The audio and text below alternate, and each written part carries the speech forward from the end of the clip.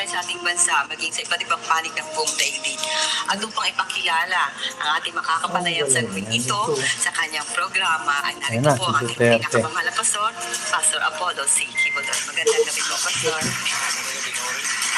Magandang gabi sa lahat ng mga viewers, mga kababayan natin. Magandang umaga, magandang gabi o magandang hapon. Sama po kayo naroon sa ating bansang Pilipinas. So sa Pastor ay narito po tayo muli sa kinagigiliwan yung programang Gikan sa MASA para sa MASA ng ating hindi na siguro ating panauhin ngayon, kundi talagang siya ay taga dito na sa SMNI, no? At ito ay matagal nang hinihintay din ng mga kababayan natin. At muli sa pagkakataong ito na nagkaroon ng panahon ng ating butihing panauhin, ay magkakaroon muli tayo ng talakayan sa ating Gikan sa MASA para sa MASA. At sa ating pong talakayan ngayong gabi ay hindi ko na po ipakikilala sapagkat kilala natin lahat ang ating tagapagsalita ngayong gabi ito. Walang iba kundi ang ating pinakamamahal na dating presidente ng bansang Pilipinas, Mayor Rodrigo Duterte.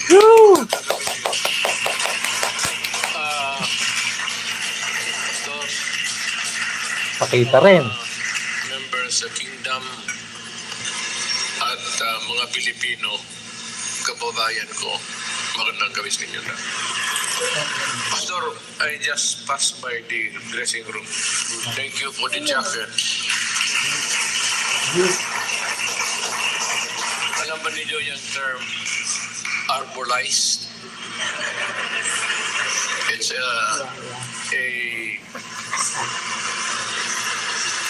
this is slang for, you know, the word slang popularly perceived to be, alam ng Pilipino, slang is the drawl.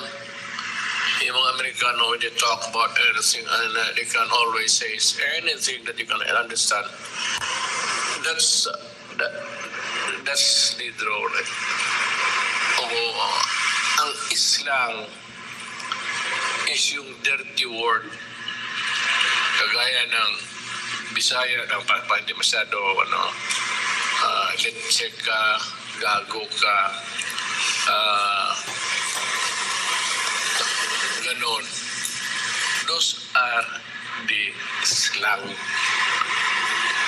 Ang pagkaintindi kasi ng Pilipino karamihan, almost everybody, and I am not, I don't blame them. Ang sabi kasi ng Pilipino, slang magsalita, is because when we begin to talk, there's always something that they have to explain beyond the reasonable. Pero,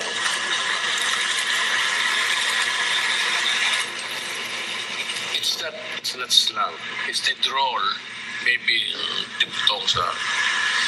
Slang is yung bastos.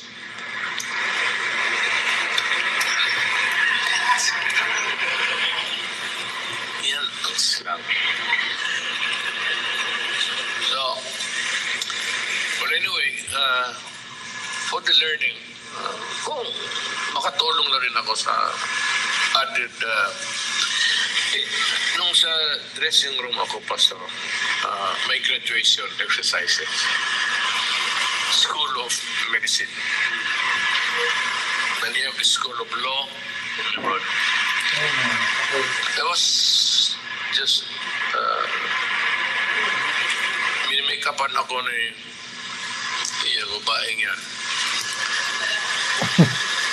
Hindi ko lang sabihin.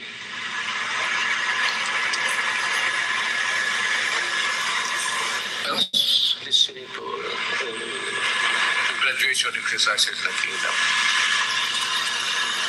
And sandali ay just automatic. Ma-recall ko yung lahat na dumaan na dito sa educational institution ng Kingdom. Pastor, alam mo, kilala mo kita. Nung pobre ka pa, at pobre rin ako. When you had the chapel of Saint Mateo, not a covered thing, but yung kapilya dyan sa Agdaw. At when I look at the television, pinapalabas dyan, hindi ko alam kung bakit how God used you to improve the lives of human beings. Hindi ko sa kaligayahan ko na yung access, you open something, you access to people. Kaya nang punta ka ng UP, punta ka ng San Beda, punta ka ng Lasal. And yet, dito, on the northern side, if you reckon it from the city, meron dito na eskwelahan that have produced excellent lawyers, excellent educators, at iba pa. And now you have the School of Medicine. I am pretty sure that you will produce good doctors, specialists, and maybe scientists by the grace of God. So, in behalf of yung tao, the marginalized, pati yung who can afford to go to school. Sa kalayo ng siyudad, ka-traffic na yun. Pag-aralan mo yung anak mo, you're up north. Pag-aral ang anak mo, you have to go this rigorous thing about traffic. And they cannot be on time. And it's a very hassle because it's a growing city. Now, if you ask me, is there a remedy? Well, we can always try to correct things, but it would not be as significant as really an improvement for all. Ngayon, nandito itong eskwelahan na ito. You needn't go to the downtown. Hindi ka na kailangan pumunta ng UM, Ateneo. Mamahusaya sila ng eskwelahan. You go to Manila, you go to yung iba, bugot ka. San Beda lang. Pati, yung iba wala na. Hindi ka na kailangan magdipad doon, nandito na. And you get a good quality education.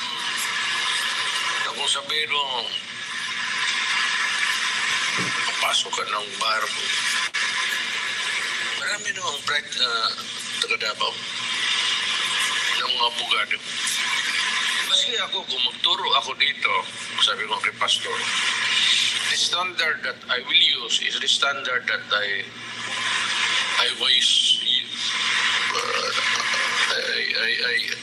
grew up with sa law school.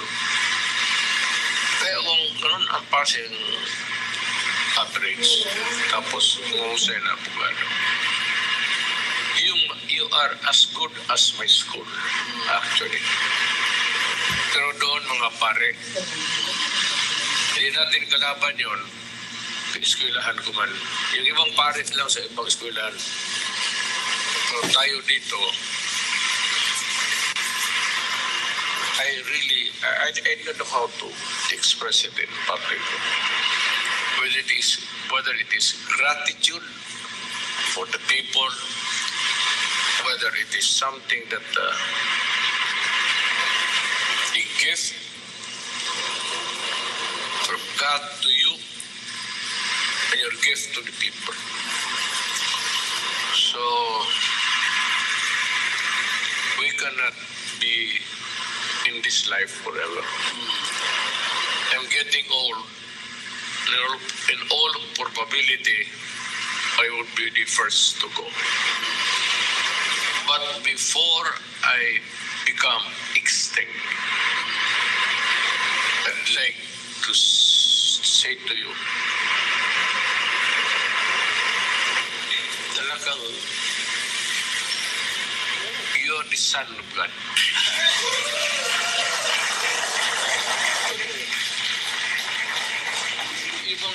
Iba kasi you would accept it with the cynics, the sarcastic people, sibang anak ng Diyos. Well, you know, lahat tayo anak ng Diyos.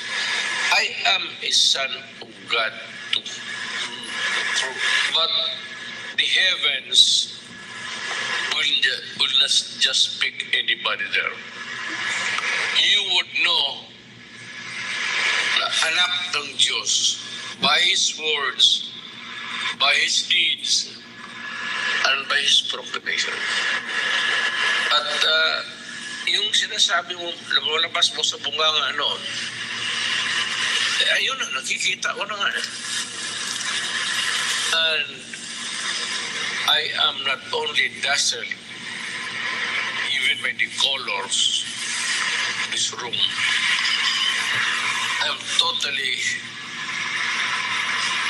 hindi ko ba kung bakit, except if I cannot explain it in any manner,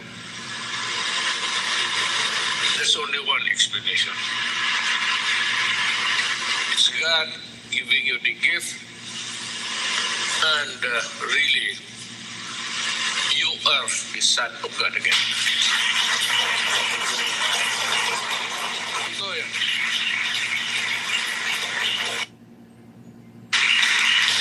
Pupula Pastor, alam mo yan, I am a very sarcastic person. And hindi rin ako basta mabilib lang yung mga ganun-ganon. But hindi ako nagkamali. Binigyan kita ng respeto. I gave you friendship. I offered it to you. You accepted it. Now we are friends. At ang relasyon natin, hanggang dyan lang. We do not even think about God.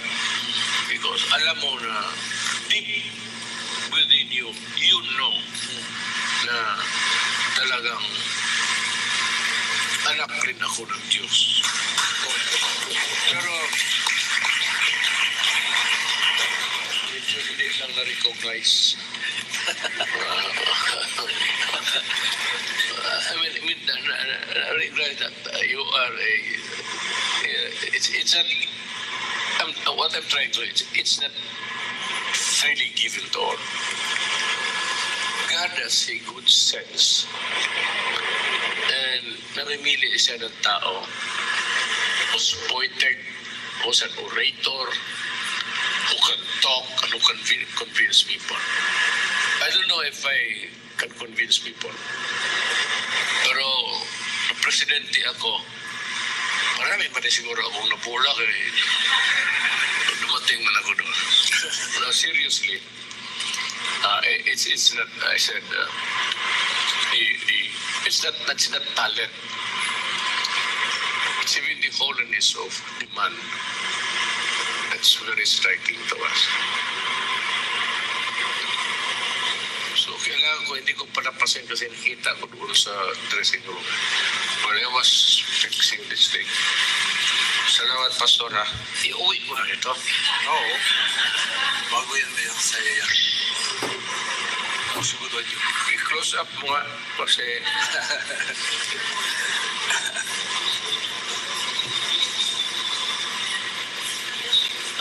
ang sa likod nito, I must confess my ignorance.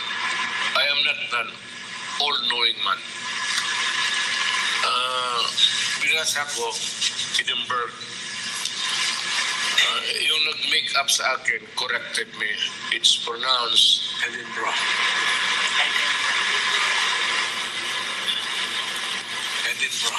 Edinburgh. Para tayong mga manawal punta ng Edinburgh, no? Edinburgh. Parang ganun. So, Edinburgh. This, basahin mo Edinburgh. So, let us begin, Pastor. Mayor. Itong Philippine National Security and the Israel-Hamas conflict, Mayor, Israel has been on high alert since the weekend when armed members of the Hamas launched a series of surprise attacks which included indiscriminate killings of civilians and the taking of hostages. As of this time, 6 Filipinos are missing. One is still verified to be among those killed, and 23 have been rescued by Israeli Defense Forces. Aside from the repatriation and evacuation of Filipino migrants in these conflict areas, what should the Philippines learn from the situation with regard to national security, Mayor? Well, it is not a learning process because the problem has been there. And alam natin, because Hamas was already massing. May intelligence failure nga, hindi ko rin maintindihan sa Israel. Because there was already in the newspaper, worldwide, even on TV, that the Hamas was massing, gathering weapons and men at the southern end of Lebanon. And hindi yung telltale. It was there for all to see. But walang preparation in anticipation of an attack or invasion. That's why there was a festival for young people. Alam mo yung mga bata talaga. Yeah. Gusto yan ng mga sayaw-sayaw, gano'n. So there was a racket going on there. Racket. Alam mo yung mga bata, gusto magsulok-sulok sa mo. Magulo. Suddenly they were attacked. So maraming patay. And some of them were dragged into Gaza in the territory of the Hamas. Yan ang problema ngayon. Meron na siguro ang Pilipino may namatay. Who should answer for this? Well, every nation has condemned, and I am condemning Hamas and Hezbollah because they are also beginning to tinker in the northern, sa southern ito, northern. There are Filipinos there. For one, we are sad that they have been killed or drugged or hostage. We do not like it. And all of us Filipinos, and even our Muslim brothers and sisters, should condemn itong mga ganito ng klaseng terrorism. We're all sons and daughters of God. We do not like this. And we will hold responsible itong Hamas or which has befallen to the people in Gaza. At ang masakit pati yung ating mga kababayan who are there just to earn a living. Masakit sa atin yan at we are condemning it. I have not heard our government coming up with a statement. I don't know if there is one coming up. But every day I read the national papers. Wala akong narinig condemning this atrocious act. That any human being, hindi ka na kailangan maging presidente ka o prime minister, should express what is evil. You know, kasi dalawa nga lang dito sa mundong ito. Yung tama o mali. Yung sabi nila ng Hamas, tama yung ginagawa nila. Putang ina, what? What is shit? Tama yung pagpatay ng mga inosente. Bata. Ubusin mo yung Israeli army for all I care. You can massacre them all. But you should not harm even one single innocent civilian. Be he Arab, Palestine, or Israeli, or yung mga tourist doon, French, German, kasali na. So they are, it's a tinderbox. Because ang Philippines, even one Filipino, ang ginawa mo sa ganon, I will go to war. Hindi mo na kailangan imasakir mo yung Pilipino na marami. Gumawa ka na ng one single injustice for no reason at all. You kill your hostage. I will go to war. And we will all die. And that will be the end for all. Kung ako ang may atomic bomb, ihulog ko talaga. Alam mo kung saan ihulog? Sa Iran. Because itong Hamas na ito, ang amo ng Hamas. Dito sa southern Iran dito sa taas, well, it's a mixture. But itong Hamas, Hezbollah, iba-iba itong Arab na tribo. Para itong terorista talaga. Parang NPA ba? May Ilocano, may Ilonggo, may Bisaya, may Stupido, may Ugok, nandyan, sumali sa kanila. Gayon din itong Hamas pati Hezbollah. Different tribes, different Arab tribes. Hindi lang man ang Arab is kaya Pilipino. Pero meron dyan, Ilocano, Bulanon, lahat. But this one is a deadly mixture, motivated by violence and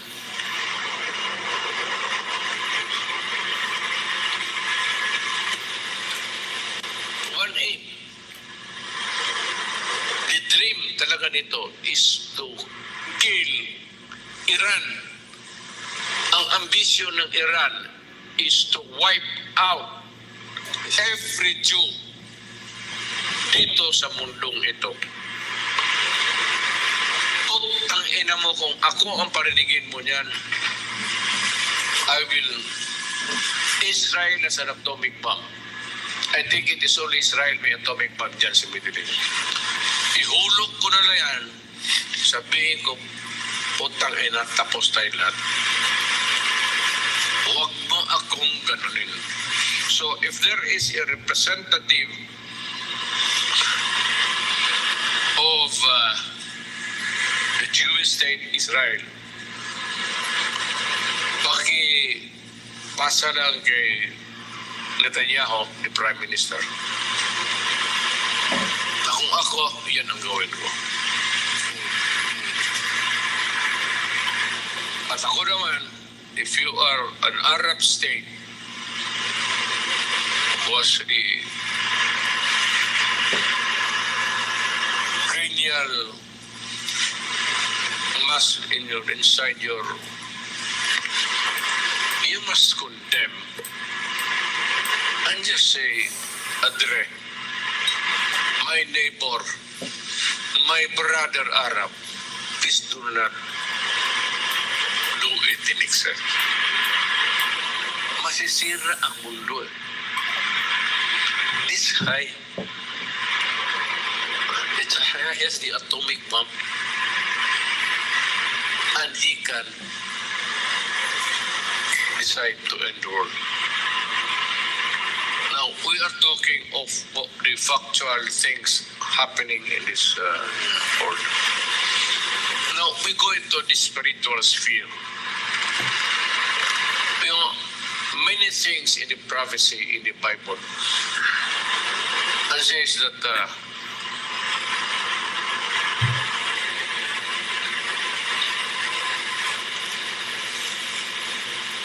are we in the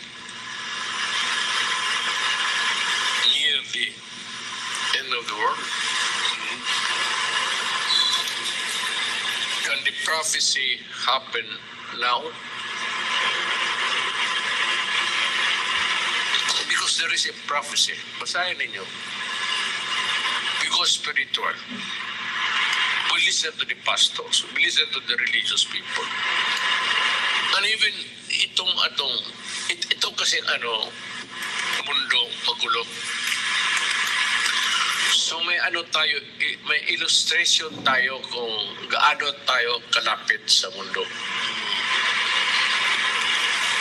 Well, alas 12 yung they have moved the clock 19 minutes towards the end. As far as I can remember, this is the pinakamalapit. Pinakadikit doon sa alas 12.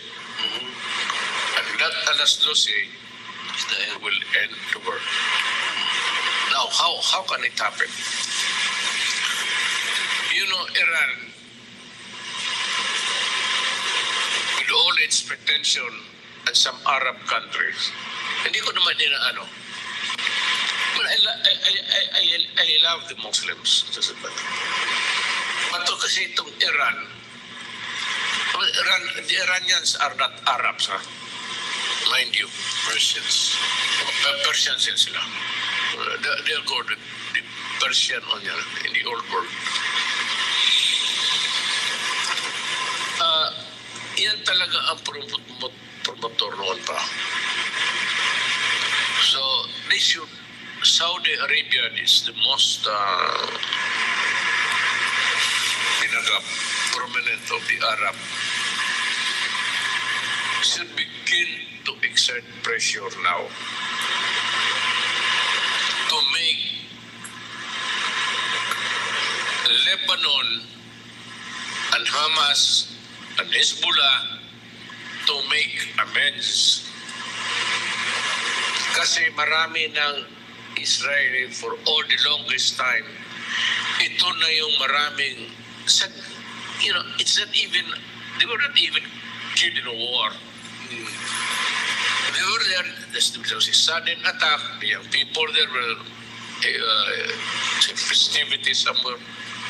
House to house. Alam mo, mabigat ito. Kung ako, mabigat sa akin yan. You just attack wherever, Tagalog ka, Ilocano ka, Bisaya ka, Bicolano ka. If you do that to your neighbor, I will not just take it sitting down. So, itong mga high profile na with so much influence on the Arab affairs should think now of how to correct things if it can be corrected. Kasi ako si Netanyahu, pulpugin ko yung Hamas. Sabihin ko, Hamas is a place. Mix yan may Palestinians, may Israel, and melting pot. Sabihin ko sa umalis kayong lahat dyan. I'm giving you 48 hours. Do not bring your refrigerator, do not bring your furniture. Bring your yung anong suot mo ngayon, umalis ka in 48 hours. Kapag hindi, well, I'm putting you on notice. I will level it to the ground para wala ng gasa. No more gasa to fight for. I will make it a dead place. Kasama na yung matamaan ng bomba.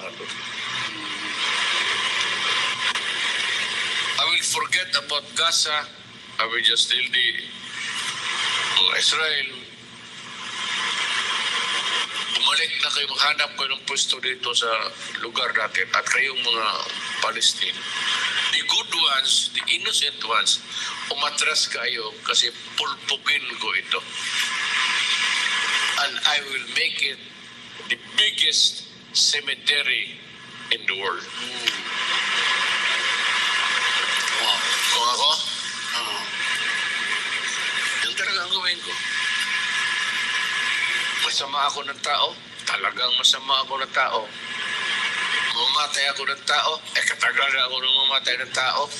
Nagmanda na nga ako na. Am I a violent man? Yes. If there is reason to be violent and angry.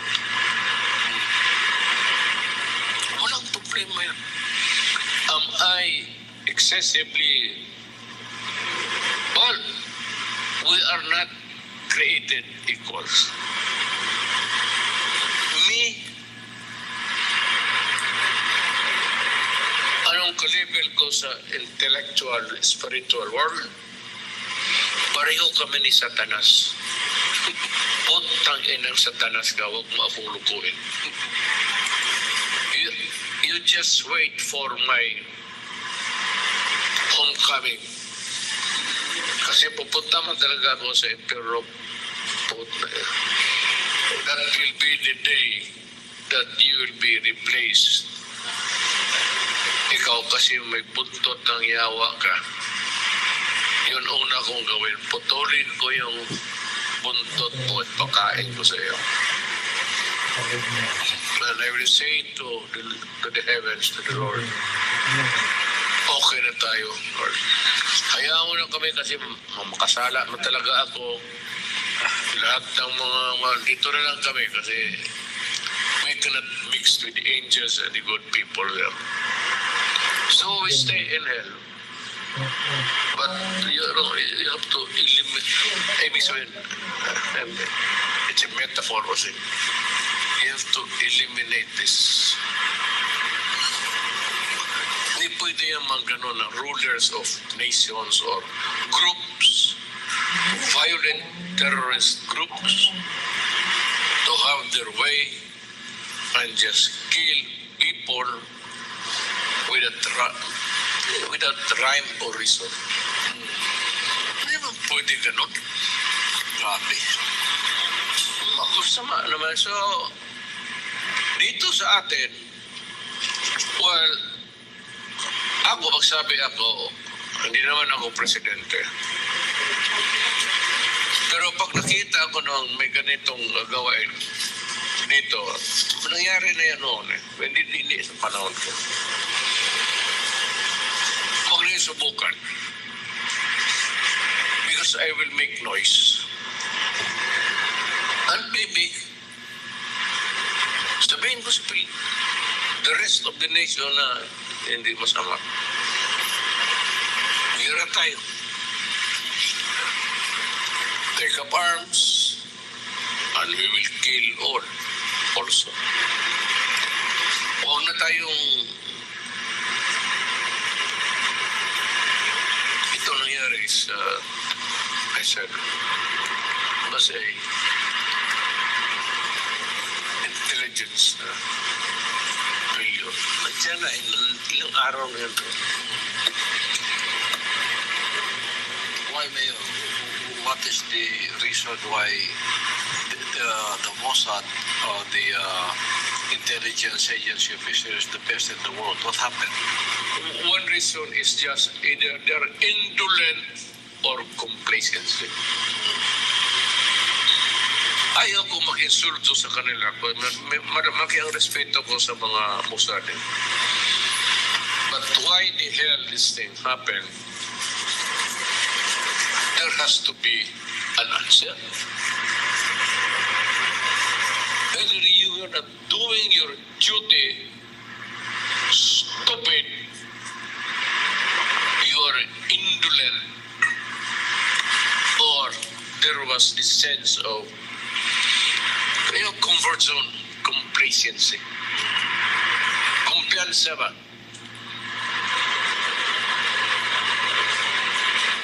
Now, dito sa atin, I don't know about the stand of the government.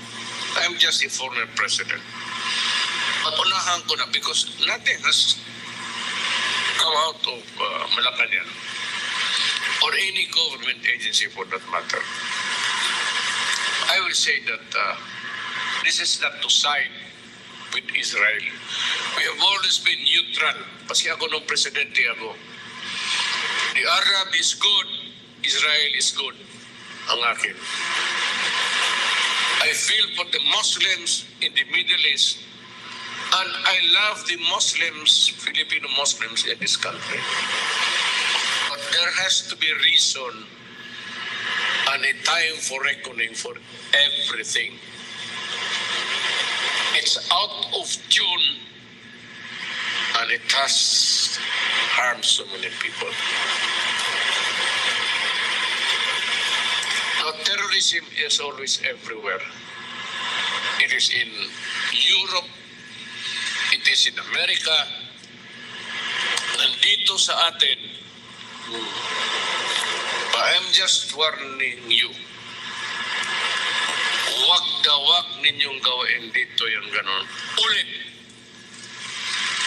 Kung nangyari man yan noon, I don't know how to what extent that you murdered your own fellow human beings without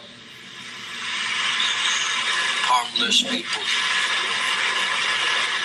Civilians. And yung mga because I would not take it. the babies. Kung ayaw ninyo mga Pilipino magtindig, kung takot kayong mamatay, ako mag-isa, dadaling ko yung armalite ko, papatayin ko yung terorista kung saan sila. Kung papatayin nila ako salamat po. Kapaghiga na ako sa langit.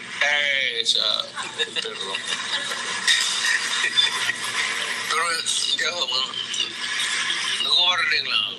Hindi ako tatawa. Kasi ako, naging presidente ako. Hindi ako tatanggap naman. I will not, for the life of me, endure stupidity and Mayor, the Marawi seats, you were in Russia then, and yes. you had yet to meet President Putin, but this erupted. What did you do? Well, I was in Moscow at that time preparing for the day because I was going to the parang legislative nila. After that, to see the President Putin, pumutok ang Marawi. Look, ang taga Marawi ang lula ko, huwag ninyo akong pulis. Ang mga taga Marawi, walang kasalanan yan noon. Yung mga terorista na pumasok doon, dinamay nila ang Maranao at ang Marawi. So that in Moscow, I declared martial law. Ang order ko sa military, tapusin mo to the last man. And I was asked by the foreign media how long this would last. Sagot ko, until the last terrorist is eliminated. Yan ang sinabi ko sa military. Tapusin mo lahat. Patayin mo lahat. Ayaw ko mabuhay. Do not give me yung mga prisoner. Sabi ko sa military pati pulis, papakainin ko pa yan, gwardiyanan pa yan. Makatakas pa yan, papatayin kayo ulit. Patayin mo na lang. Lahat. Kaya mo nang ilibing Manila o hindi, wala tayong pakialam. We have to protect Marawi and the people of Marawi. But do not harm them because innocent yan at walang kasalanan. And I feel for them. Ang lula ko kasi ko. Huwag ninyong saktan yung inosente. Itong mga putang ina itong terorista, patayin ninyo na.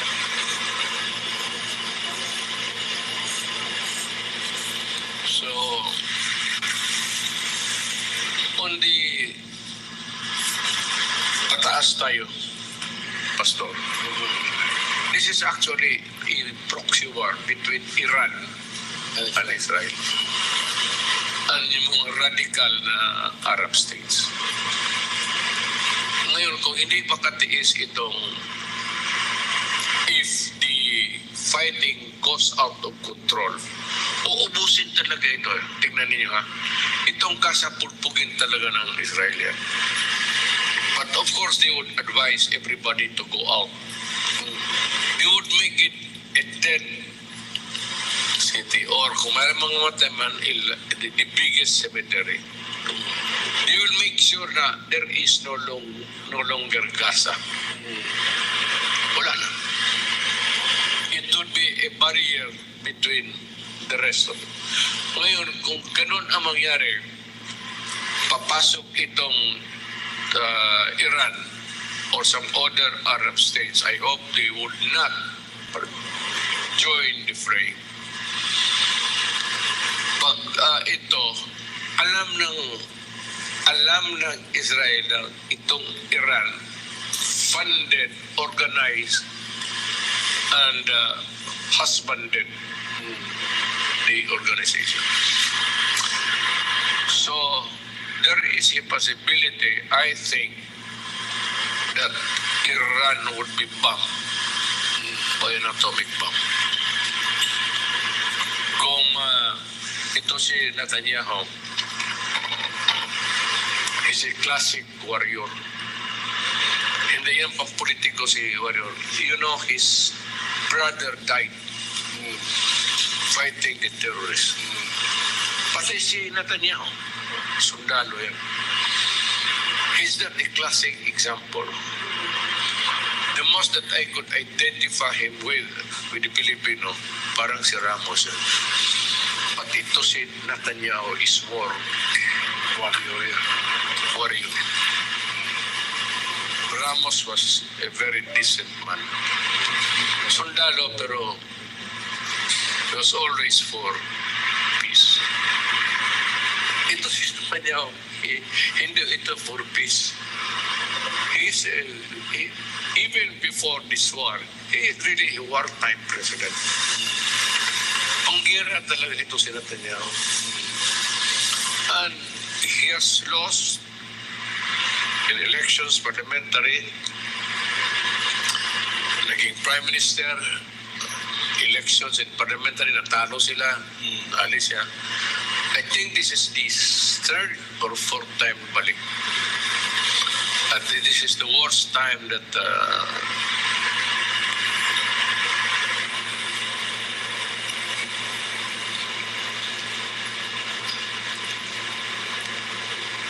itong Israel naman.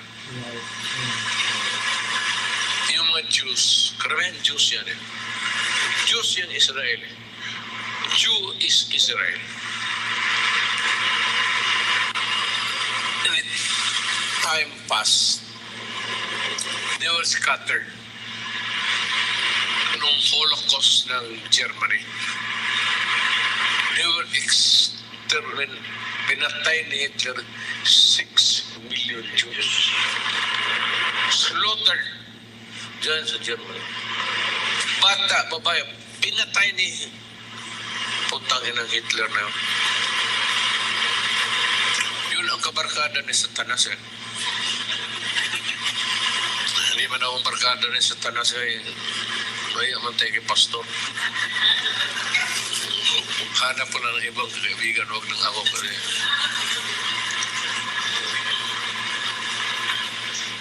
Yun. Ngayon, yung iba, World War I yun, ha? World War II, mas lalo. Pero World War I, after that, maraming Jews na scatter. They were mga wandering Jew. Yan eh. Wala silang homeland kasi. Tribe yan sila. Kagaya ba ng yung ethnic na yung sa Europe, yung civilization. Kaya lang sila kung mga Bisaya o Ilocano, diba?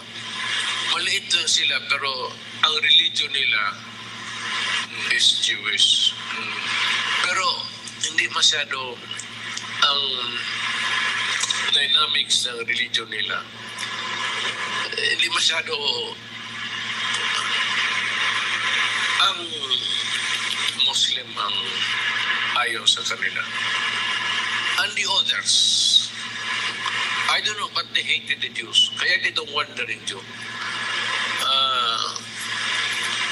Without derogating the Chinese. Para ito silang Chinese, paski saan sa mundo nandiyan yan sila. Ito yan sila. Ito na silang wandering Jew. When Hitler came to power, hinanap niya itong lahat. Kung baga itong mga incheck ganun, itong mga Jew hinanap niya tapos in-slaughter. So yung iba, at yung early pa, mga late 30s, nagsibata na itong mga Jews sa Europe because they were being persecuted. One of the countries that received them, we opened our doors and gave them access to our land, ang Pilipinas. We accepted them in the name of humanity. And that's the reason why also, kung tinanong ninyo ako previously dito, kung tatanggap ba ako ng mga refugees Afghan, yes. Hindi naman lahat Afghans na gago eh. Hindi man violent eh. Yung Afghans na who are escaping the... Okay. I will open my doors to the Afghans. Ang problema lang dito, ang Amerikano. Kasi ang Amerikano, masyadong gusto kong, si Inday ang unang nagsabi ayaw niya.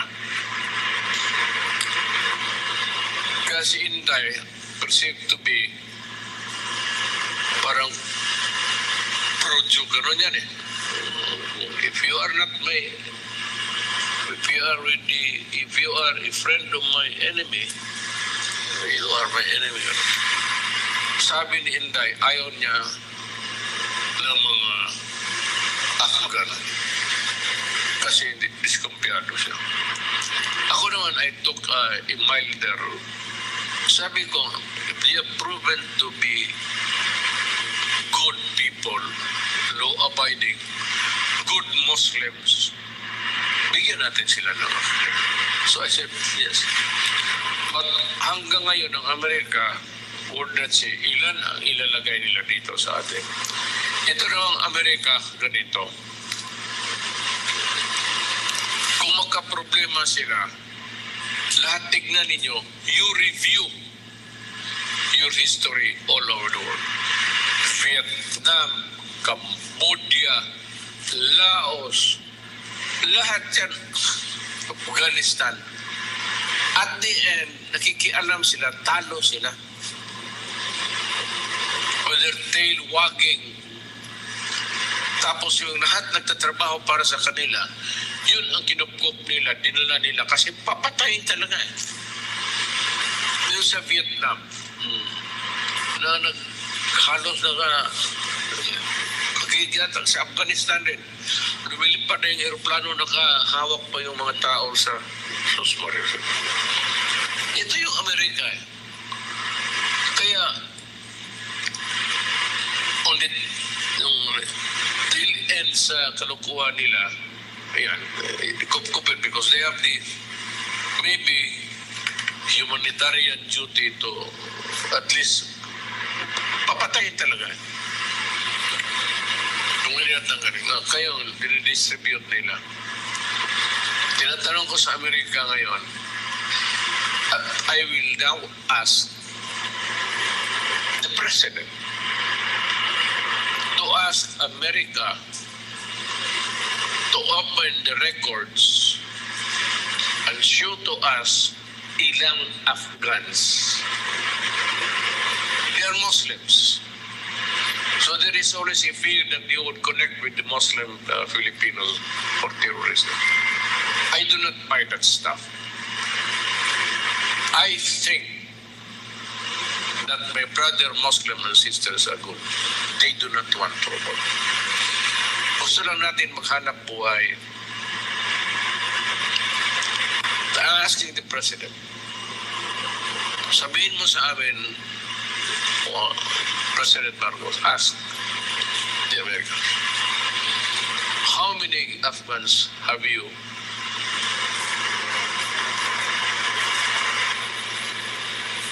access to the Philippines? Ayan ang dinala ninyo dito.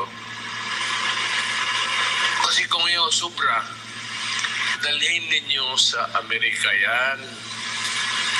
Napunta man ako ng Amerika, yung Nevada desert, maglagyan mo na ng tubig, it could be productive. Ilagay mo lahat yung mga kaibigan mong napasubo. Huwag mo kaming bigyan ng bagahe. Titindihan ninyo, Americans, why do we have to share the burden of your stupidity? Kayo na yung kapag-gira dyan, natatalo kayo palagi, and you keep on. Pag kami dito nagkagira, mayroon kayong problema, huwag kayo magsali. But it will never be a war against the Muslim Filipinos and Christian Filipinos. That cannot happen. That cannot happen. We do not have that kind of... Baski ako, ang pagitna talaga.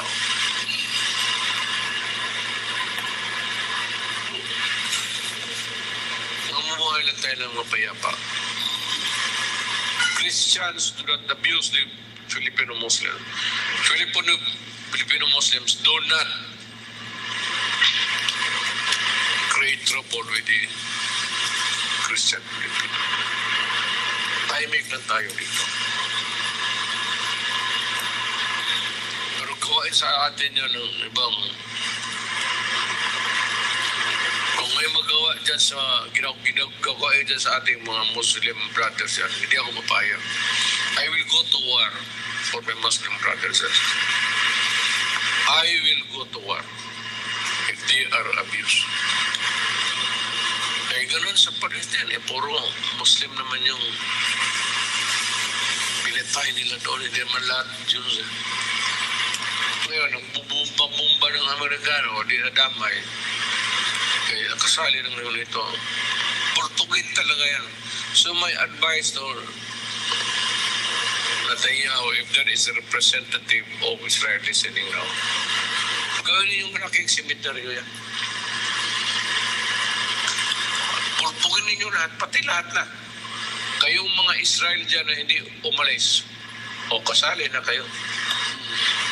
Palestine, pati matigas ulo ninyo. Sa threats in the Philippines, Mayor, armed groups associated with the Islamic State of Iraq and Syria, or the ISIS, remains as the deadliest threat in the Philippines. How important are the confidential funds like what your daughter, the Vice President, at the same time the DepEd Secretary, is asking for that they made a big issue out of it na dinimonize pa siya. Di ba important itong intelligence fund na to na when you were president, this is your forte na hindi makalusot ang droga, hindi makalusot ang mga terorista dito because you have a wide intelligence. Pastor, I seldom talk to my daughter. But 4 days ago, we buried the ashes of my sister, si Jocelyn. Nung namatay sa cancer. Dinala namin doon sa cemetery. Yung nanay ko, kapatid ko, Jocelyn, pati may isa akong kapatid na namatay na sunod sa akin, lalaki. Namatay sa tatay ko. She stayed a while. And I think, hindi kami nag-uusap na Inday. Actually, that was the first time in so many months. Sa Christmas, hindi kami nagkikita yan. I don't know what, yun ang, namin sa, dynamic sa, kami pati ni Inday. But she made a way, sabi ko,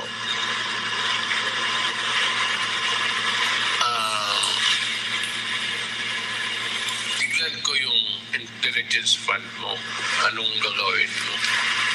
Pag-usap kami, I was just listening to him. I just like to know. Sabi ko, yung papel mo na how you would spend the intelligence fund, ipasirox mo lang, ipadala mo. So, binasa ko.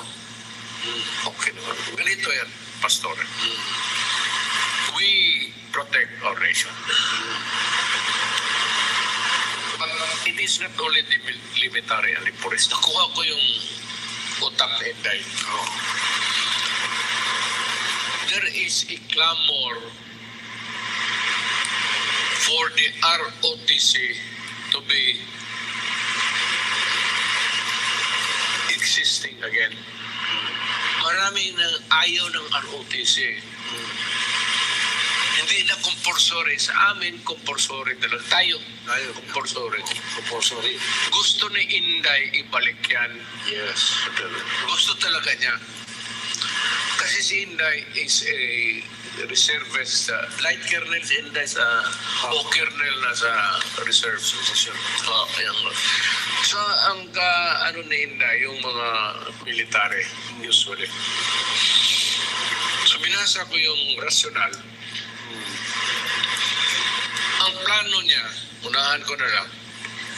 So I'm sorry, I have to devote this because ako naman yung binigay mo naman sa akin. I just make it public. Gamitin niya ang pera. It's only 125 million. Gamitin niya sa mga BMT. Palakasin niya sa high school. Pati ibalik talaga niya yung ROTC, ipilit niya. So make it compulsory. But that would be a long process kasi matagal na kasi nawala yung compulsory ROTC. So sabi niya pa, I would like to have a soft landing. Kasi ayaw ng mga bata. Alam mo, bata gusto inom, suroy, ganun. Hindi na alam yung at least a little amount, space and time na magkaroon sila ng sense of love of country, ganun. So, papasok ito sa ROTC. Ang sinabi niya, ngayon, hindi ito madala kayo, mapilit ka agad. You have to have a soft landing. Sabi niya, seminar muna, bago sa enrollment, o dalhin sa kampo yung mga bata, field trip muna nila, continuous yan, para makita ng mga bata kung ito yung mga kanyo natin, yung Hawakan sila ng tangke de guerra. Pasakayin sila sa aeroplano. Yun ang plano niya. Kaya sinabi niya, yung PMT naman sa high school pa lang, gusto niyang palakasin. Sabi ko, dahil, how many PMTs there are in the Philippines? How many ROTC? Magiging lang 125 million. Ito sabi niya, seminar mo lang ito, mga ano yung make it as soft as it could ever be. Hindi man natindihan ng mga komunista yan. Kaya sabi ko sa kanya, magprangka ka na lang. Itong intelligence fund na ito, gagamitin ko para sa utak ng Pilipino kasi ito ang target ko, kayong mga komunista nandyan sa komunista. Pati kayong mga komunista. Prangkahin mo na yan si Franz, pati lahat yan. Sa bakit kaibigan ko yung, kaibigan ko lahat eh. Sila sa Toro Campo, mahal ko sila. At no other time, sa history ng Pilipinas, ang Communist Party of the Philippines, lahat ng liderato nila, I invited them to break bread with me sa Malacanang. Nagkain kami doon ng gabi. Sabi ko sa mga military, ano ko, wag ba akong ano yun. Doon back maybe this. Pinapasok ko, I open the gate. Gabi, kumain kami. Sila sa Toro, sila lahat. Kaya kaibigan ko, pero hindi ko sinasabi harap-harapan. Hindi ko masabi, alam mo, magkalaban tayo, gusto kitang patayin. But I want to kill you softly. Kasi magkaibigan, pinakain ko kayo dito. Sabi ko kay Inday, diretsuhin mo na. So itong intelligence fund na ito is to prepare the minds of the Filipinos, itong insurgency na hindi matapos-tapos. And the ROTC, para preparado tayo kung magagera ganitong sitwasyon ngayon. Pag wala tayong sundalo, meron tayong mga bata na who will take care of the respective barangays to help government. Yes. Pero ang una mong target sa intelligence fund mo, ikaw, France, kayong mga komunista ang gusto kong patay. Sabihin mo na sa kanya. Pero hindi man niya sinabi. Sabi niya, alam mo kasi pa kung sinabi ko, baka iharas na yung mga PMT. Marami yan buong Pilipinas. Yun lang naman sana magkakaroon lang ng mga seminar. Hindi yung military. Kaya military kasi nagre-resist nga eh. The reason why itong mga bata dito ayaw ng PRODC kasi ayaw ng military. Hindi naman lahat ng Pilipino love ang military. Tayo, ikaw love natin because I know and you know what they are sacrificing for. But it is not easy for that to sink. Kailan ng soft landing yan eh. Pilitin na siya dito, rotation kayo dito. Hindi ka makaproduce ng ano. And they will never learn. You know why? Ayaw nila matuto eh. Pupunta lang yun doon every Saturday. But kung i-condition mo yung tao, I said, make a soft landing on this man. Sabi niya, I am just articulating what Inday said to me sa cemetery doon sa... Ngayon, ayaw niya, hindi man siya, there was never the time for her to say it in public. Pinadalam niya ako, right after that, pinasiro niya sa opisina, tinawagan niya na bigyan. So binasa ko yung rational or the wisdom of what she intends to do. Sabi ko, kung ayaw nila, di okay lang, ibigay mo sa military. Let the military convince our young people kung madala nila. Give it to them. Yung iyo, sa wakay, sabi ko, yung iyo dapat yan, kung makatulong ka lang. Ano ba naman yung 125 million? Sabi ko, sabi ko, yun ang hinahawakan ko ng papel, yun ang ano niya. Yun ang plano sana niya. Hindi ang intelligence lang para kasusin sikreto. Hindi naman kami gutom pa. Ano ba yung 125 billion?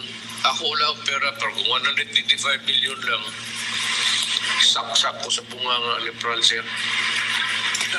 I can produce that naman. Maghiram lang ako sa iyo, kasi 1 billion. Si Inday, bakit siya magsabi na magnakaw? Mapunta na siya kay Pastor. Pastor, bigyan mo ako ng 200 million. Pastor, what's this? Sure, man. Kasi ang pera ni Pastor hindi na galing Central Bank, galing sa Diyos eh.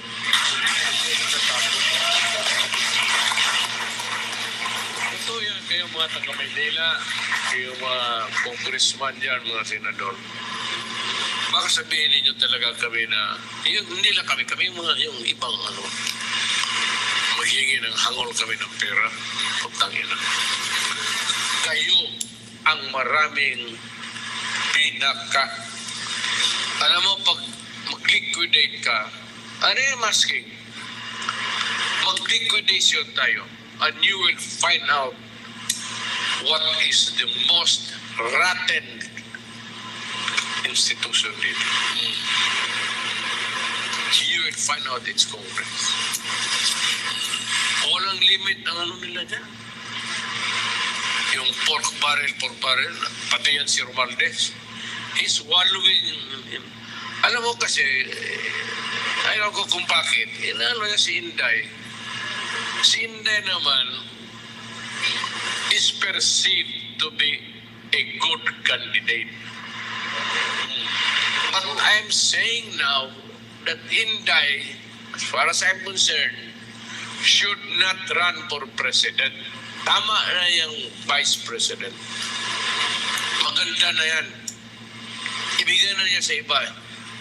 This Romaldes, speaker, yan ang sige bigay ng mga congressman, pinapusog nila lahat. Pero sabi ko, mag-audit tayo. Because the speaker is poised to be or to run for president. Well and good. Gusto ko ikaw ang mapresidente. Kasi noon kaibigan kita, wala pa yan si Marcos, nakakampanya pa. May parang sinasabi ka na gusto mo. Sabi ko, okay. I was not thinking of my daughter. Perceive lang yan siya to be a good candidate. Pero tuluyan ko na, ikaw na, Romaldes. Pero higi ako ng audit. Ngayon, kung hindi ibigay sa atin yan, I will ask everybody, from the farmer to the businessman, to the church people, to every Filipino, to every soldier and policeman, that we all demand that we open the liquidation. Lahat para malaman rin namin kung paano ninyo winaldas ang pera namin. Yung pera namin hindi man sa inyo. Just because you are the keeper of the kayo ang mag-distribute, okay yan. Pero tignan ko yung how much have you spent so far. And I will demand the COA. Because if the COA will not do it, then I am asking the Filipino, everybody, every soldier, every policeman, every farmer, every to demand para malaman natin once and for all kung sino ang nagwawaldas ng pera sa Oo. Pilipinas. Yan, Mayor. Tama. Kasi masakit sa amin. Ito ang sakit sa akin. Itong mga ibang binabayarang vlogger, sasabihin, Inday, patay gutom, magnanakaw. Sobra na yun. That's below the belt. And we know that you have been paid to do that. We will not take that sitting down. Kaya tama yung sinabi ng dating Pangulo, we need an audit of all the money that are being spent. Hindi lang confidential fund. Ikaw, Franz, kayo nga komunista dyan sa Congress. Yung mga left, how did you spend the money all this year? Do not make yourselves an exception. Ako, Presidente, open. You go back in time, buksan mo lang. Mayor, ako, taga-Davao, kilala ko ninyo ako. Ganito pa kaganda ang Davao kung Right. iwaldas ko yung discretionary fund ko, intelligence fund. Ganito kaya, you know the history of Davao. Nandiyan si Pastor. Kayo lahat, you're a living witness. Now maganda ang Davao. How did it came about? How did it flourish? Kinain ko yung intelligence fund. Ang intelligence fund, binili ko, pinapatay ko lahat. Kaya ganun ang Davao. Yung mga kasama ninyo, pinatigok ko talaga. Yun ang totoo. Ang gusto ninyong malaman,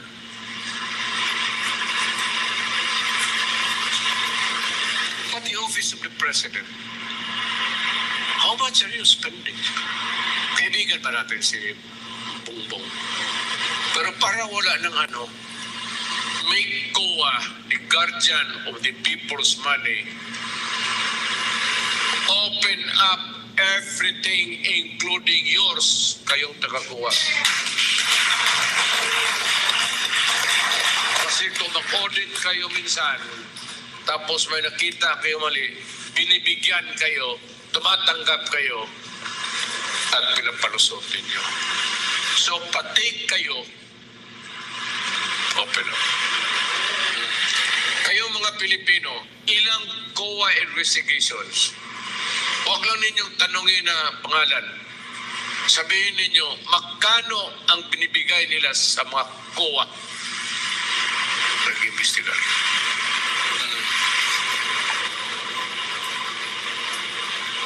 Totoo yan.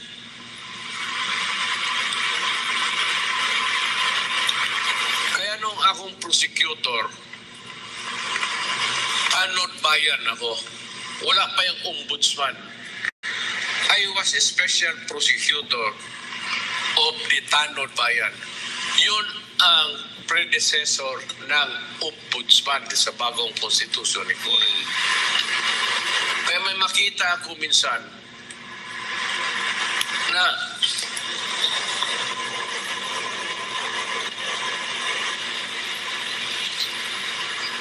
mga municipal auditor, municipal treasurer, pupunta ng korte, gidla-gidla yung barong, siyang siraan na parang iniram lang.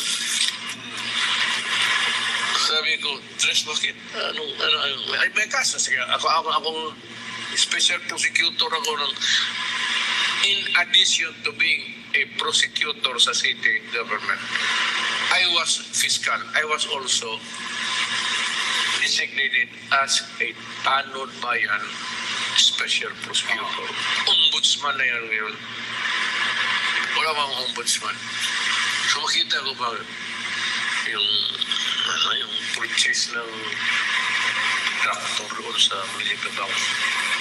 Na-imbestiga kami, gano'n lang sa... Siyempre, mayor talaga ng kukupit dyan. Sino pa? Gobernador or mayor, magprangkahan tayo. Yung mga tesorer, wala ka rin, hindi na binibigyan eh. Hindi. Kung bibigyan man, magandang loob yung mayor. Nakakaawa itong mga ito. Eh, binibagsak ko yung kaso. Ako na maghanap, ibagsak ko yung kaso. Kasi alam ko yung pera, hindi naman pumunta sa kanya. Sabi ko, sige lang, next time. Bagsak ko itong kaso. May nawalang pera, pero hindi sa kanya pumunta. Eh, bakit ko pirituhin ito? Simple justice.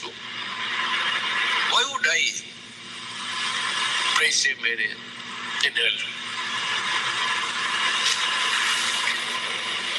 Alam ko man sa loob ko, tanda na ako. Sabihin ko na sa Pilipino lang, alam ko po na kawawa ito.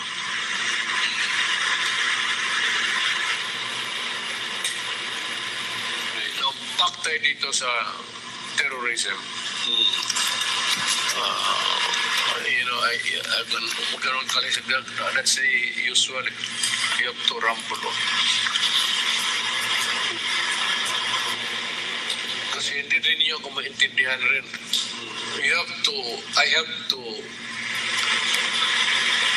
hindi invent stories. I have to mag-storytelling ako para maintindihan ninyo ang gaano ang utak ko tumatakbo.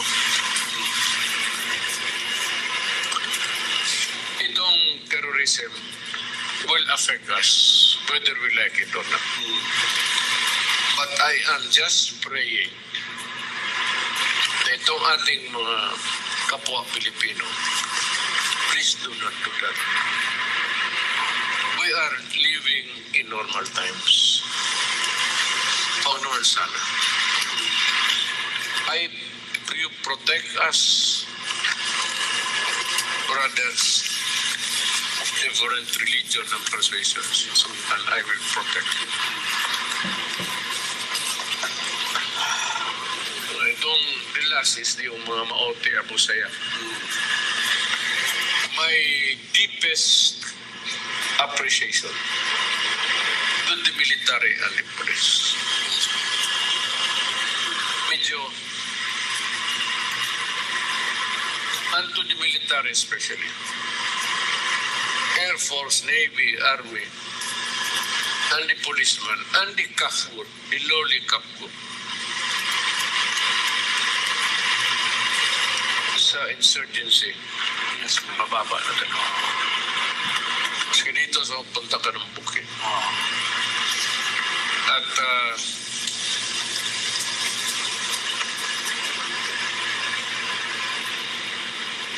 sana huwag na bumalik. Kasi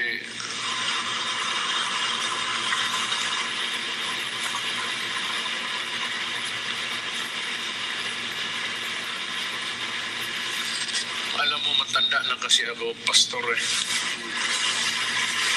Pero in the background, sorry but I have to, hindi ko kasi kaagad mabuga yung salita ko. Di mo nakita, walang oposisyon na. Nobody criticizes government.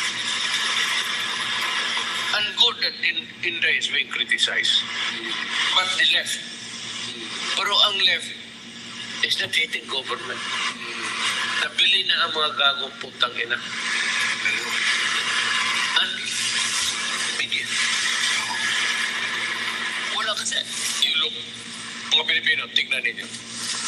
Walang liberal, walang criticize. Good na si Inday na criticize. At least, merong mga taong nag-criticize. Ang problema lang, itong nag-criticize sa kanya, yung mga tao na kalaban natin. At dapat naman, tama kayo. Kasi yung intelligence fund is really geared towards the Filipino to kill you. Maswerte ka. Kasi kung Pag mabalik ako sa gobyerno, patay kayong lahat. Tatapusin ko na lang talaga kayo. You know what?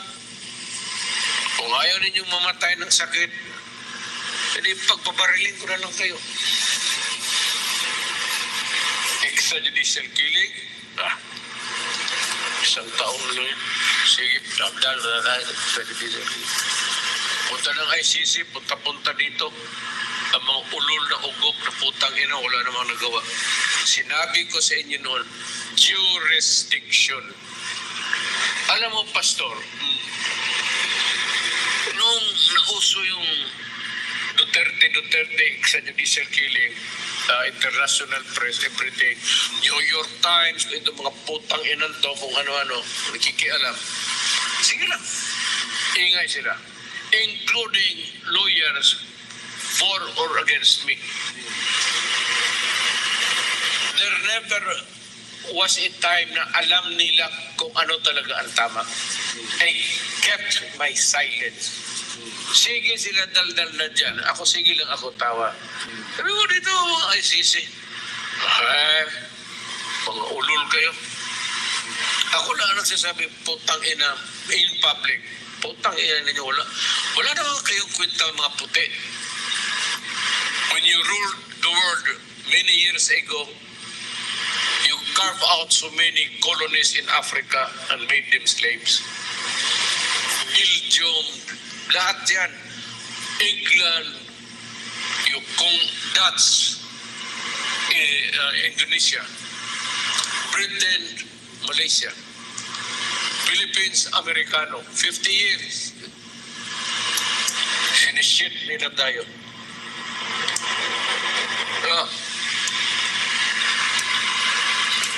Sabi ko, I'm just pondering. Ano kayang mangyari ko sabihin ko rin sa kanila na ang totoo.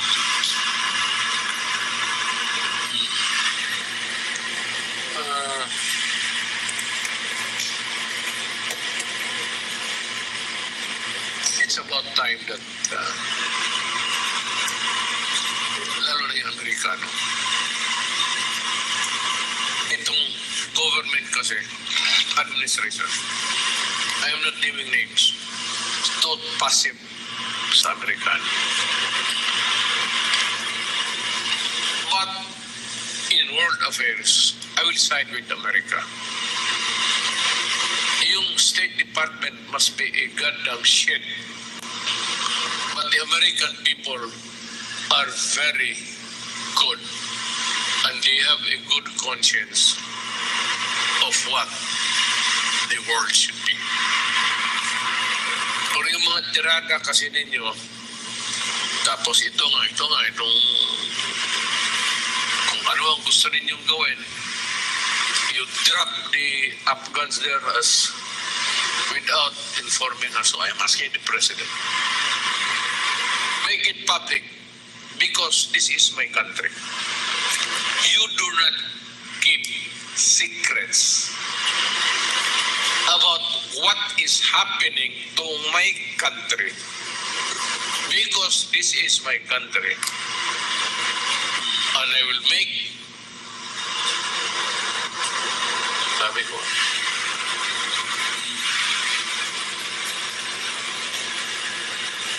lahat na sa tungkoa. Yung armed forces, kung tinitira ninyo, kini-question ninyo kung ano-ano,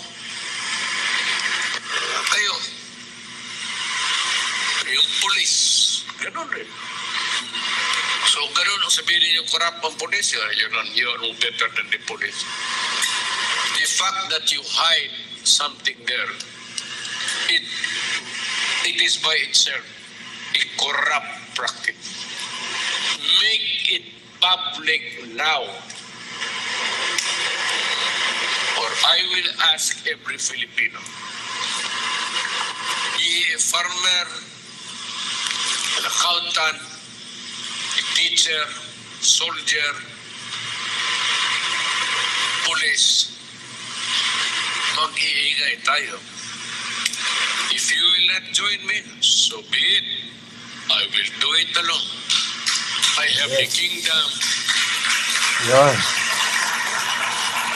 Jesus Nagsalita na. backing me up. Kasi kung hindi masama ang intensyon ko, hindi ako tumulan ng Diyos. Yes, Mayor.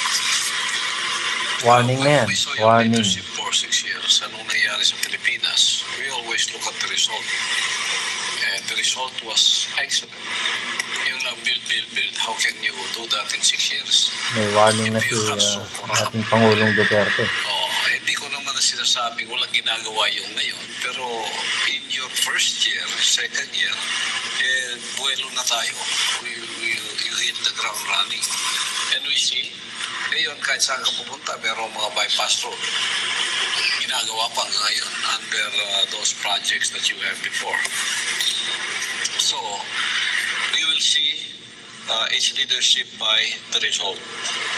Ang resulta talaga. So, hindi na madadala tayo sa pakunwari sa ibabaw. Narinig nyo Ang guys, resulta ng pamumuno ang nakikita natin. nagpatutsada And ng that's why, ating buting Pangulong the Rodrigo Filipinos are Duterte. still holding you up in your popularity. You are still more than 90%. People yun. Yung Because kanyang of that, sinasabi niya. hindi nila kakalimutan. Nori, we have a set of questions from our mga suki nating mga tagapagtanong, no? Mainit via Zoom. Dito sa studio. Ang first set natin is from Atty. Sal Panelo. Ang pangalawa si Paul Montibon. And pangatlo si Admar Milando. And then we go to the second set. So if Atty. Sal Panelo is ready, we can now proceed to the Zoom for your questions. Pastor, si Hana po ang mauuna. Hana po, si Hana. Hana muna. Oo, may pila eh. Hana Chin Sancho ang uuna. Hana, come in. Good evening po, Mamaya na. Mayor. Good evening po, Pastor. Ang tanong po namin kay Mayor, kamakailan po ay nagkaroon po ng interview yung mga vlogger po kaya dating Bucor Chief Gerald Bantag at kinukonsiderang fugitive ng Si Estado. Banat Bay. May nalabag po ba na batas sa ang mga vlogger dahil ayon po sa Department of Justice, dapat i-cite in contempt ang mga vloggers sa binastos nila ang korte sa ginawang interview kay Bantag na pinaghahanap po ng batas. Ano po yung masasabi niyo dito, Mayor? Walang ganun. Again, I'm sorry, I have not, hindi ko nakuha lahat ang scenario. Can you, Ano daw, Mayor, si dating Bucor Chief General Bantag kinukonsiderang fugitive ng Estado. May nalabag ba daw na batas ang mga vloggers, yung mga banateros na 3 na nag-interview sa kanila. Kasi sabi ng DOJ, dapat i-cite in contempt ang mga vloggers na nag-interview dahil binastos nilang korte sa Banat ginawang Bay, interview Coach kay Oli at si Boss Bantag, which Dada. is considered to be a fugitive of the state na pinaghanap ng batas. Ano raw yun? with due respect to my friend, the highest, kay Justice Secretary, Quiboloy. Wala pang kaso si Bantag sa korte. I don't know if I do not know if there is 1 or 2 or 3 filed against him. But to my knowledge now, Wala pa. wala pang kaso si Tama. Bantag. So, kung may mga enterprising na vloggers o newsmen or members of the media who would go to him and interview him and even picture him as a Walang kaso hero, yun. we go to the extreme. That cannot be by any measure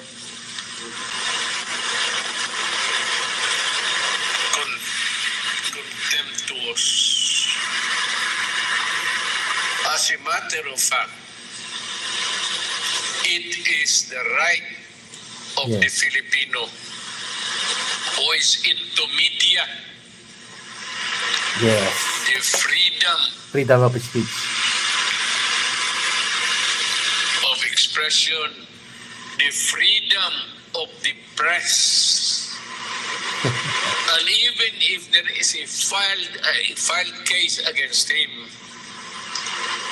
and even if he's a fugitive with a record now na may kaso, you can Yeah. ask question. You are not prohibited by any law or by any regulation that could amount to a contempt of what? Court. Wala pang kaso eh. The civilian executive, wala kaming power to cite you in contempt except the quasi-judicial bodies. Yung mga Sino ba yung hearing DOJ na yan? yung quasi-judicial bodies, Mga kapurido na. papatawag ka. Pero kung ano, with due respect to the Secretary, I beg to disagree. We're both lawyers. I know that you're brighter than me. I'm just using perhaps what I have learned. I'm older than you. This is not to offend you, but I disagree. There is nothing at all that you can, even an iota of wrong or misdemeanor to hold these people liable in contempt. It's only Congress who can cite you in contempt. The courts can cite you in contempt. Quasi-judicial bodies. The president cannot cite you in contempt, but he can kill you if he wants. The mayor does not have the power of contempt to cite to contempt. But the mayor, when I was mayor, I did not.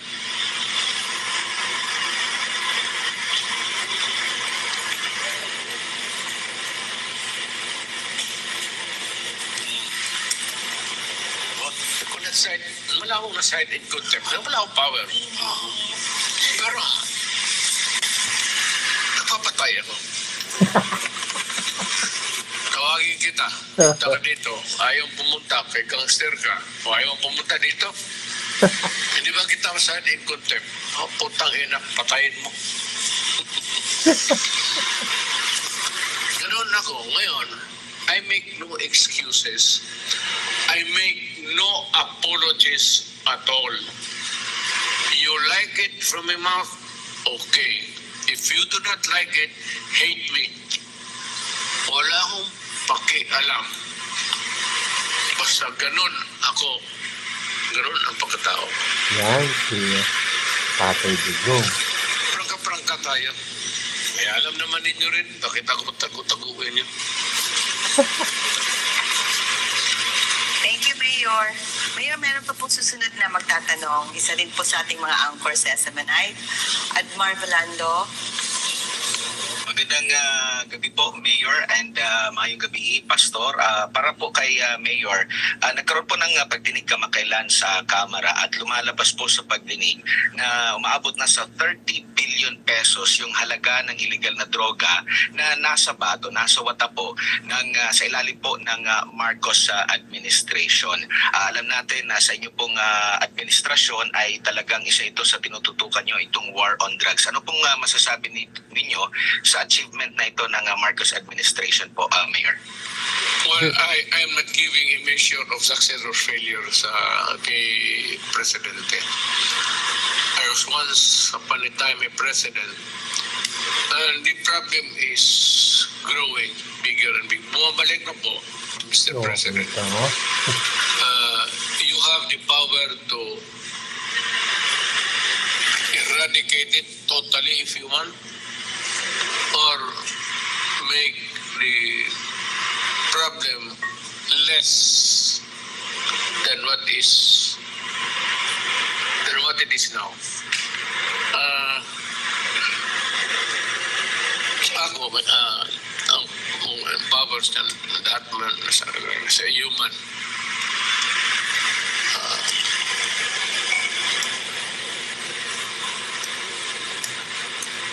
madali lang man yun.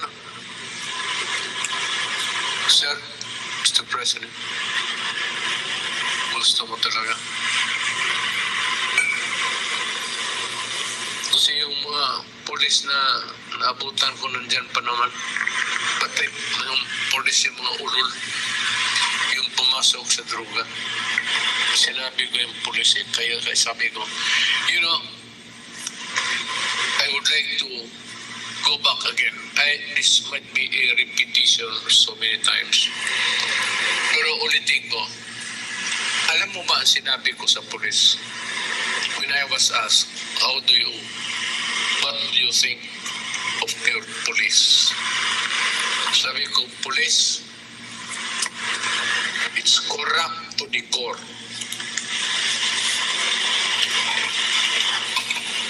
And I tried to correct it during my time. Threatening you, mga opisyal, na pagka magkamali kayo, putang ina, ipapatay ko talaga kayo. So what happened? After years, I'm gone, panahon na ni Bongbong, Bumalik. sinisira ninyo yung administrasyon because the generals and so many of you, son of pumasok kayo sa mga droga. Mga putang ina talaga itong mga polis. Kaya yung mga polis, pag hindi nyo patayin yung mga ulol na yan, sisirain lang ninyo yung administrasyon, pati yung Pilipino. Patayin ninyo yan, kaya pag ako ang nabalik dyan, maski anong posisyon, pantay kayo. Either patayin ninyo ako ngayon, talagang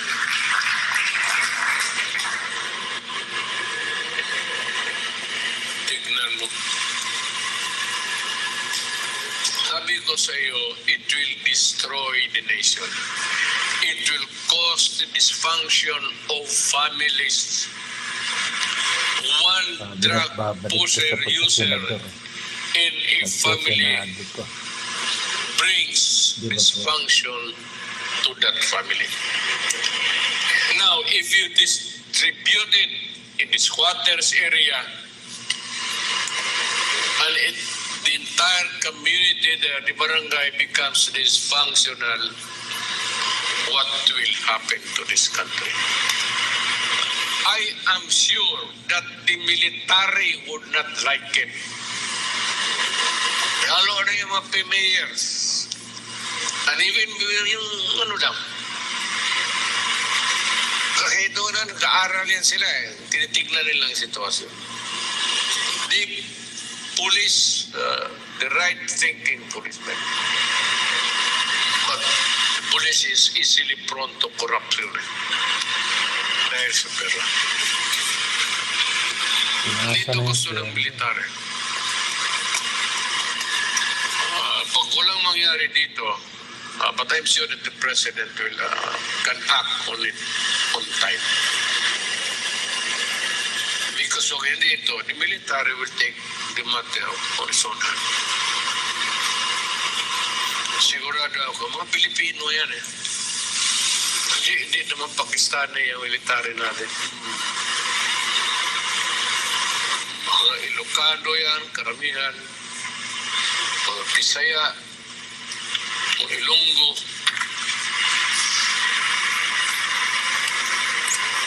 yung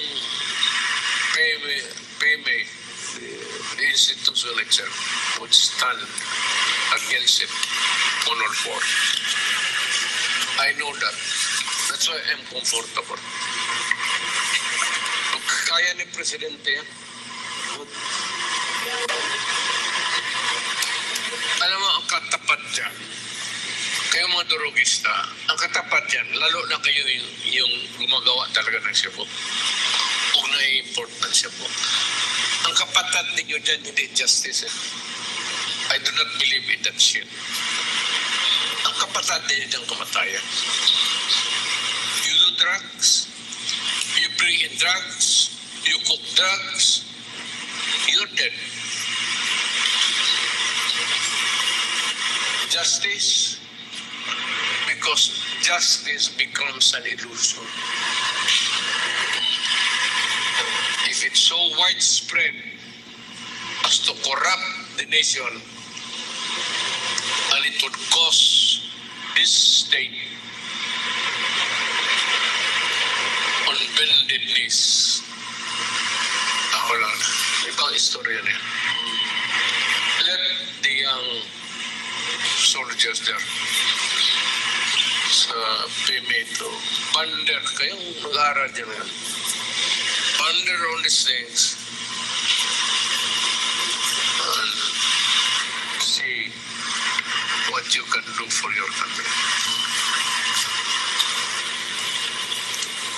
We have next question. Sorry. Maraming salamat Thank you, po, Mayor. Mayor. Susunod po na magtatanong si MJ Mondahar. MJ, come in. Maraming salamat po, Pastor. Good morning po. At good morning po sa ating former President Rodrigo Duterte. Mayor, may pinapabot po na tanong ang ating mga kababayan sa issue po ng territorial dispute sa West Philippine Sea.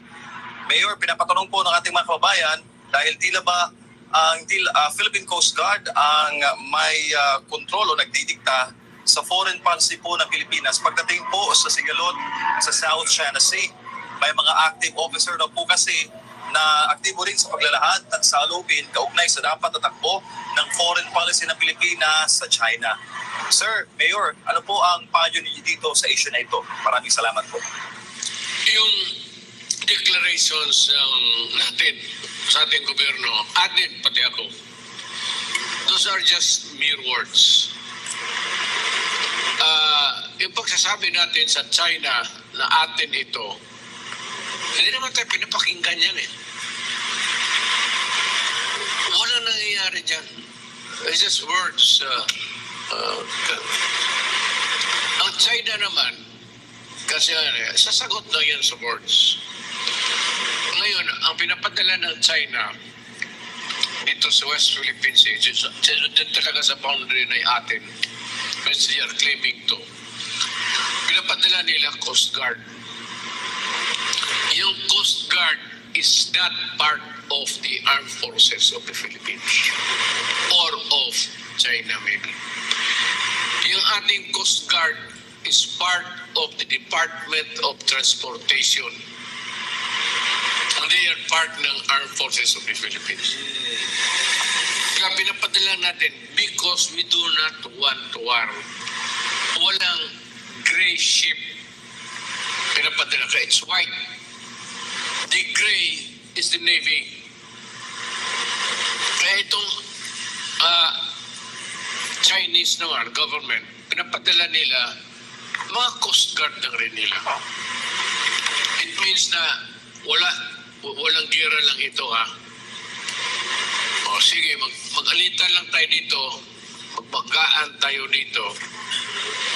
Kung ilan ang mamatay dyan, mag-usap lang tayo. But we cannot send our gray ships, the Philippine Navy, yung destroyer or cruiser natin, whatever, doon. Kasi kung padala tayo ng Navy, magpadala ang China ng gray ships nila, ships of war. So it can trigger in confrontation which would always be violent.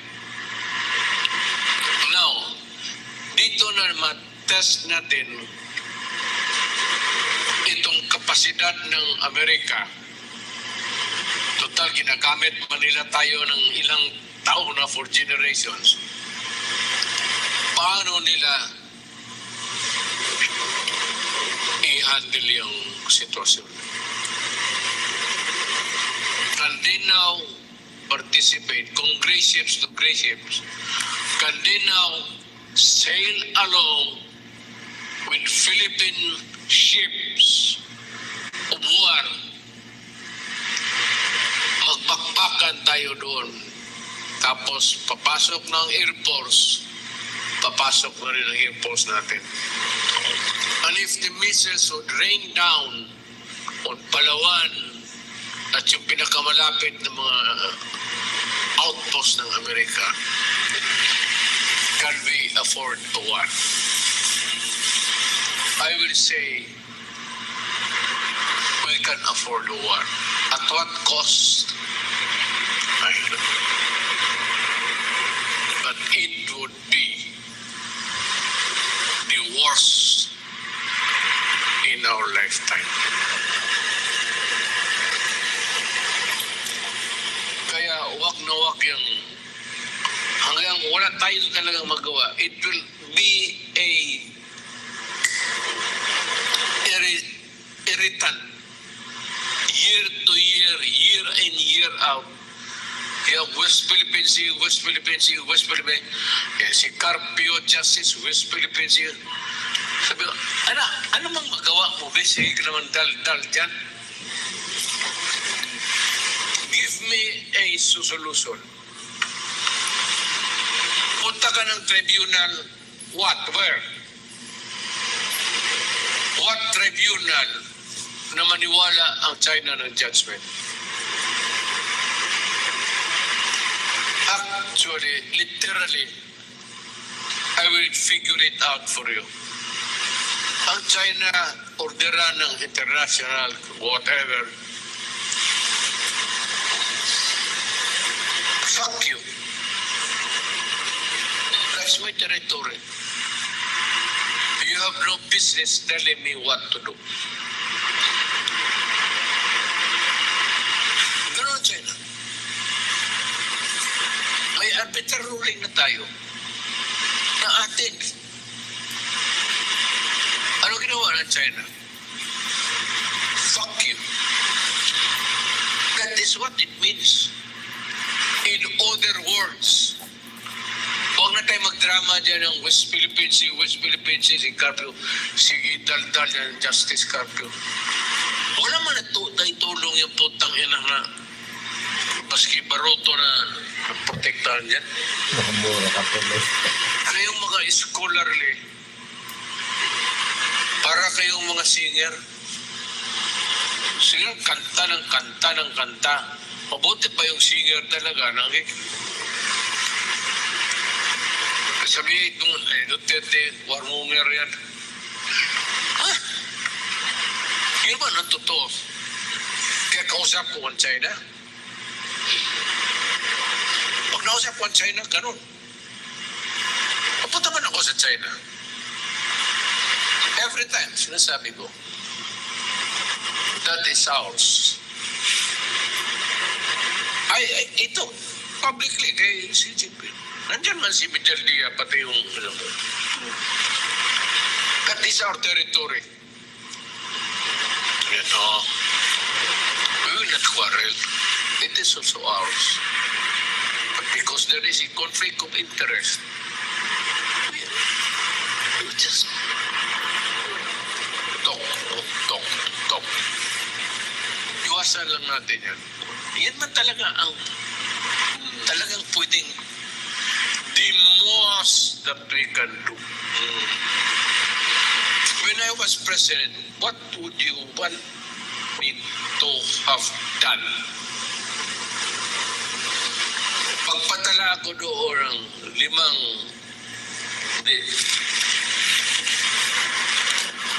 delete Rodrigo Duterte na ako. dapat kung magkagera, unang mamatay, talaga ako. Ako yung mag-decide. Ako yung unang dapat mamatay. Ako mauna sa impyerno, total, susunod naman kayo lahat. So what's the problem? What's the solution?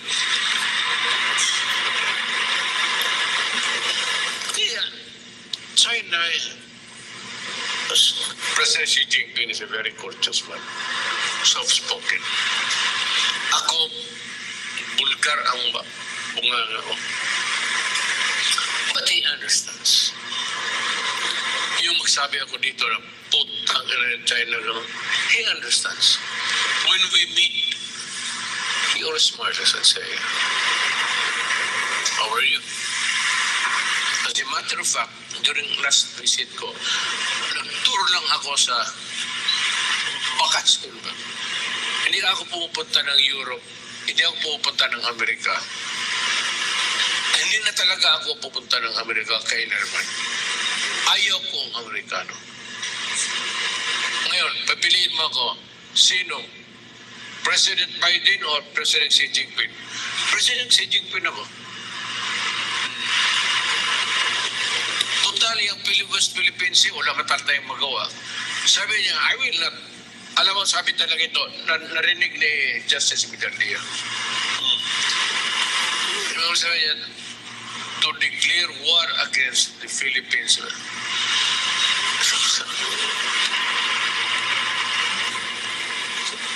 Pagkasabi niya, hindi ko lang murmuring, ang liit-liit mo, bakit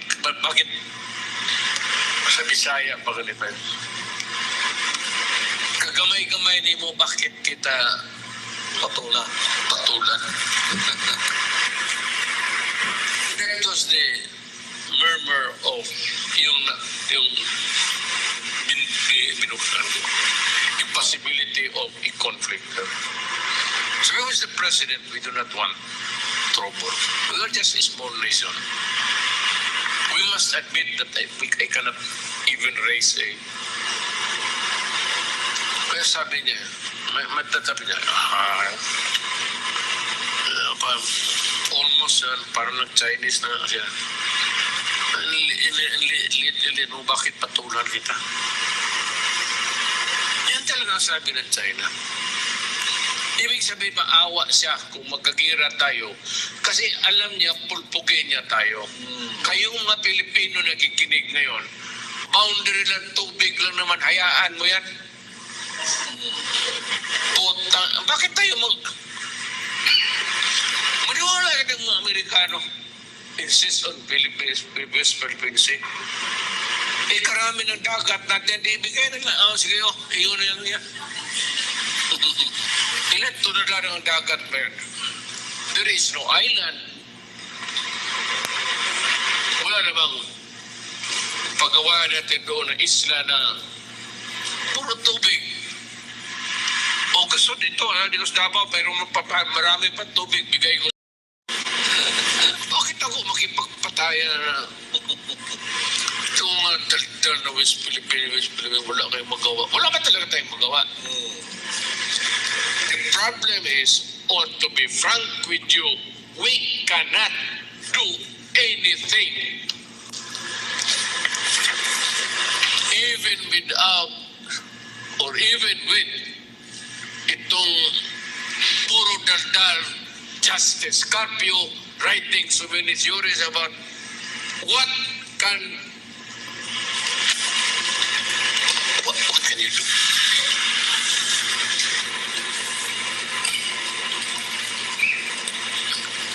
Kaya ating military, pati Navy, sabi ko, ako presidente, hindi ko yan ipahog doon. Ano bang bahog sa taya? Itaya. Bakit ko itaya yung mga sundalo ko na wala naman talang kalaban-laban? Sabihin ko sa mga sundalo ko, mag-shake hands na lang kayo. Tapos sige, tulak mo yung mga tubig sa kanila. Sige, yun.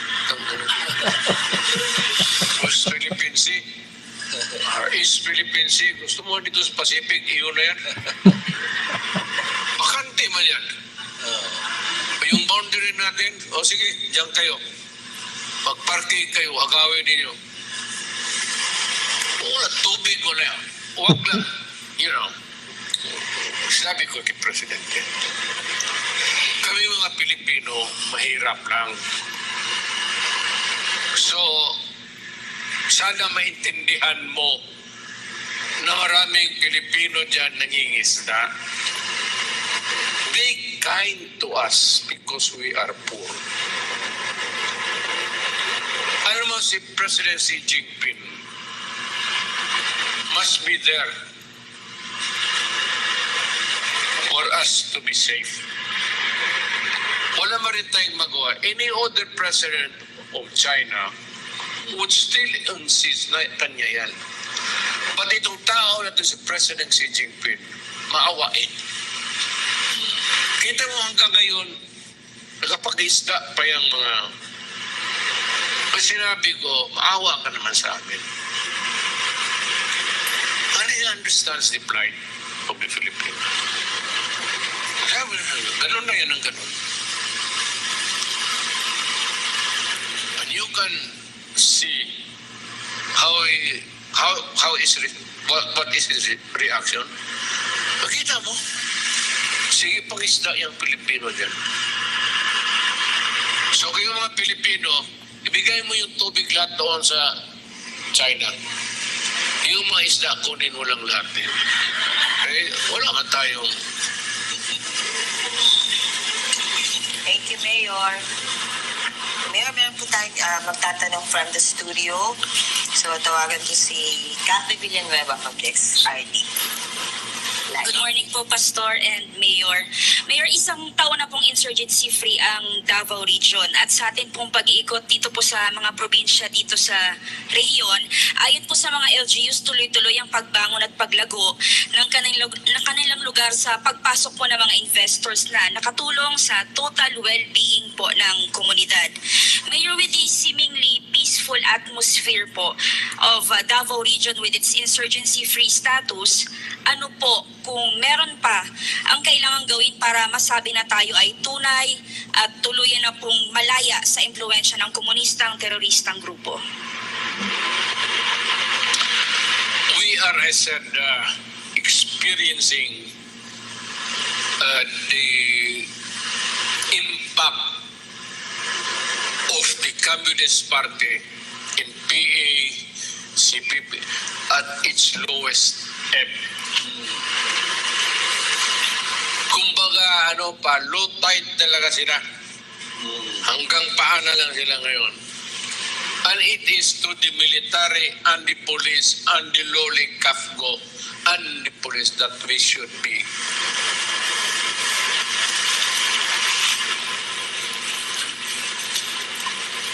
thankful for. At yung mga LCA, huwag sana putulin ni Presidente kasi nag-umpisa sa panahon ko. Hindi ko sinabi ako ang nagpahinto. I do not claim. Military, police yan. Hindi, nobody, no president can ever claim. Hindi naman siya nagpapakamatay dyan eh. Military, the CAFGO, the police. Yun yung kaswerte niyan, yung mga sub-44, mga ganon. Doon tayo pasalamat sa kanila.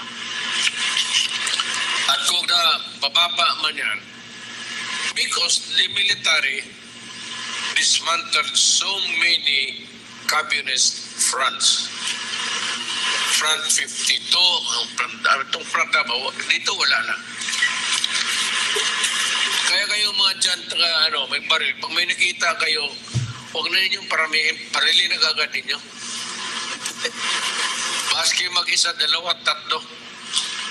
Pag magsubra ng takbo kayo sa military, ituro ninyo kung saan. Huwag kayo kasi magtakot-takot kayo. Yan dyan nga eh. Diyan nag-uumpisa yan. When you are intimidated, threatened, and you just keep your silence, apotang yan. Yeah. Totoo yan. Papasok yan eh. Yes. Bakit ngayon, kung magsama ka, sabi ka, takbo ka ka doon sa detachment. Sir, ngayon makikita ka may 5 arma. Sabihin ba ng detachment commander dyan, balikan mo. Sampalin mo yan sila tapos patayin mo. Tapos, sir, tapos na. Very good. Ngayon, kung magsabi, sir, marami na. Sige, kami ang bahala. Alam mo, ang unang papasok kasi dyan sa mga barangay, hindi ang armado. Yung mga civilian, yung nagde-lecture, patawa, gano'n, istorya, maganda yan. Pilipinas, corrupt, ito si Duterte, gano'n, may mansion dito, mansion doon. Ito si Inday, yan, intelligence man, binubulsa ka. Yan ang istorya dyan. That's the narratives. Pagkatapos ng narratives nila, huwag na yung komunista yung ano-ano, basta yung magandang buhay. Hindi ba sila sabi komunista kami? Ito, ganon. Pero may mga kasama yan na may mga baril. Pero hindi lantad. Ang civilian is usually wala naman talaga yung farmer. Kaya the best is just to report it immediately to the barangay captain. Ang police barangay captain, it is mandatory for you under pain of dereliction of duty. Pwede kang patayin pag sinikrito mo. If you're a barangay captain tapos na kakaputi ka ng mga enemies of the state, pwede kang patayin. Ako, tanungin mo ako, wala akong pakialam. Tanungin ako ng korte, hayaan mo yan, judge. Sabihin ng judge, prisuhin natin, judge, tumahimik ka. Pag hindi, sampalin kita. Wala kang rin magawa. Si kay Daldal, about righteous, about law and order.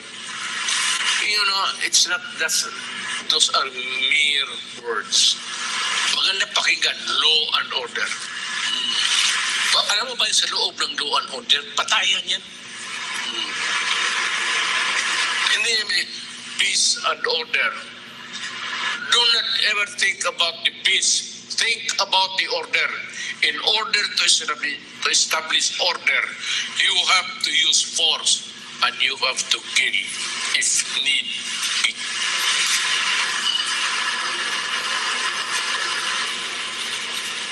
Na-lecture ko lang yun. Labas ko na lang, total matanda na rin ako. Prangka-prangka lang sa tao. yan. Sino ba yung last? Last na lang po, Mayor. Salamat po. Si Jean Domingo. Yes, good evening, Pastor. Good evening, Mayor. Mayor, I know you've been asked this question several times already na po. Meron po kasi mga lumalabas sa survey ngayon na nananawagan ng muli niyong pagbabalik sa politika kung saan sa isang survey po, Mayor, ay kayo po yung top senatorial candidate.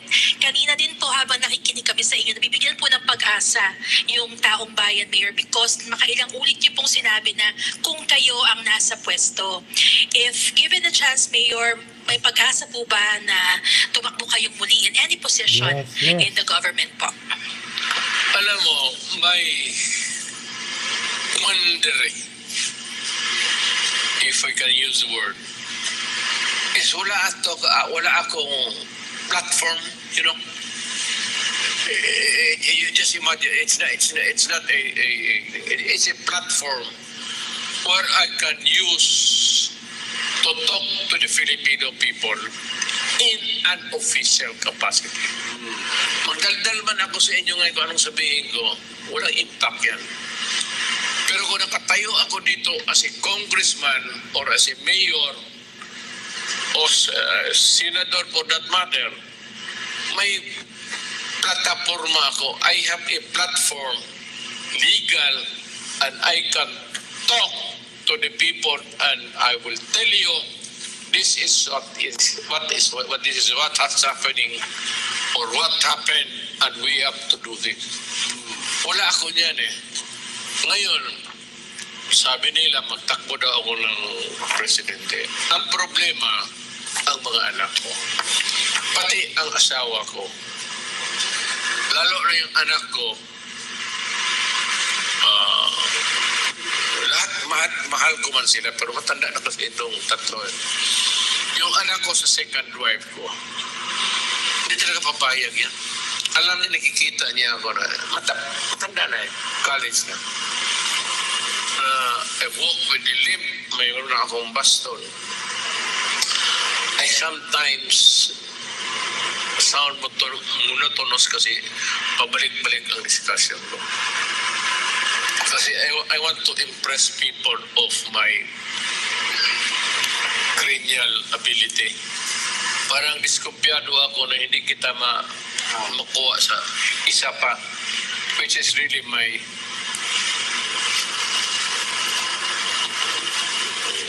weakness. Or baka dementia na, pabalik-balik. Marami akong kaedad dito na official noon. They have acquired dementia. I just hope that Nori, you can call my attention and say, Mayor, this will be the last Gikan sa MASA because you are losing your capability or competence to talk sense. Matanda na rin ako. They're very lucid. Still. Pero bastos talaga ang pagkakita. Saka yung prangka ko, hindi ako nagtago-tago. Make you live. Either, kilala ako ni Pastor, I am a man of God. Sigurado yan. Diyos, mas ako sa inyo in terms of my relationship to the spiritual God. Mas malalim ang ko sa Diyos. Kaya ako medyo matapang. Punta ako ng bukid. Hindi ako I don't fear losing my physical body. I always say, God, you have made me the instrument of peace. I come to this town, to this forest, to this barangay, to talk to the in peace. If they want peace, if they want to kill, then so be it. I might lose my... hindi ako lalo lang yung matanda na ako. My bond to God is getting more stronger. Kasi ako, alam ko malapit na ako eh. So, yung ko sa Diyos, but I only think of Him every night before I sleep. Walang, I hope it will not offend you. You know, when I'm in the bathroom, I'm sitting on my ass to do the shit. Huwag sana ma-offend kayo. But God does not really care kung anong posisyon mo ginagawa mo. But those are the times that I do it at night. I do my cleaning process sa katawan. Tapos magano'n lang ako. Minsan, kinakatok na ako ng... We have been there 2 hours. Hindi niya alam na magka-communicate ako sa Diyos. At kung ano ang dapat kong gawin. It takes time to process it. And umupo ka sa bola. But God does not mind it. God does not need you're kneeling down. Tapos yung anong i-province mo sa God, hindi mo gawin pag kinabukasan, iba ang gawin mo.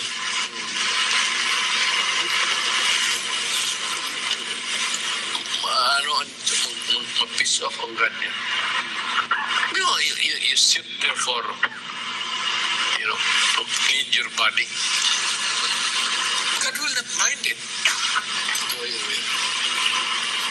God, because that is the time that you are more contemplative ka. Privacy. Ano ka ganun ka? Mag-ano na ito, magkakaroon ako ng cramps sa katagal. Kinakatok nga ako eh.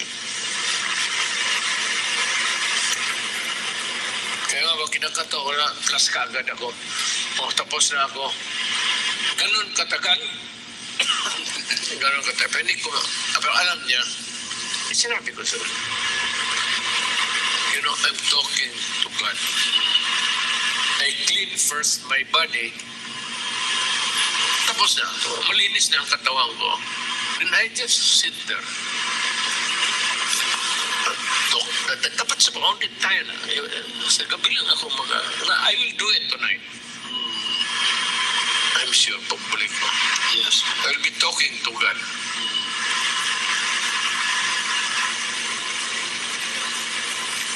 That's how I...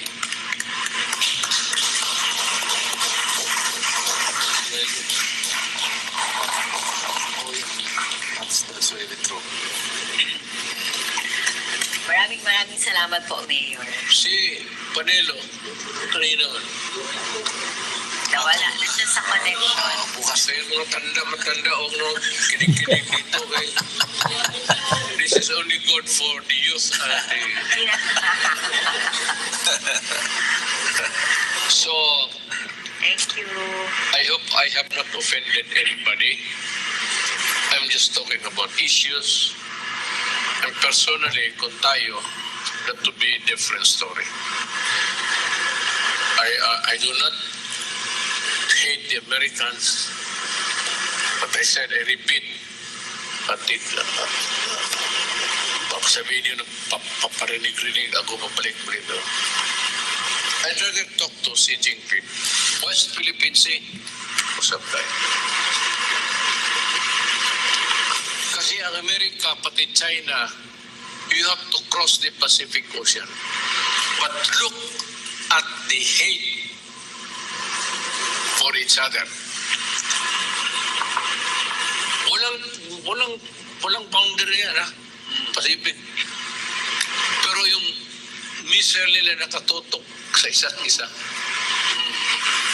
And yet, wala silang pinag-awa yung boundary. Tayo, West Philippine Sea, gusto nitong mga unggoy na ito dito sa Pilipinas, mga skula-skula. You admit to, you want our soldiers and policemen massacre. Truthfully, huwag na tayo magbulahan. Ano lang totoo. I will not do that. I will call it. Sir, Mr. Xi Jinping, President,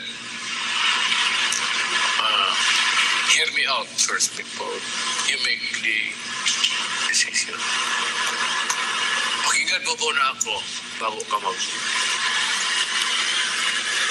But I have the highest respect for President Xi Jinping. Amerika, hindi ko kilala yung presidente, wala ko. Wala kaming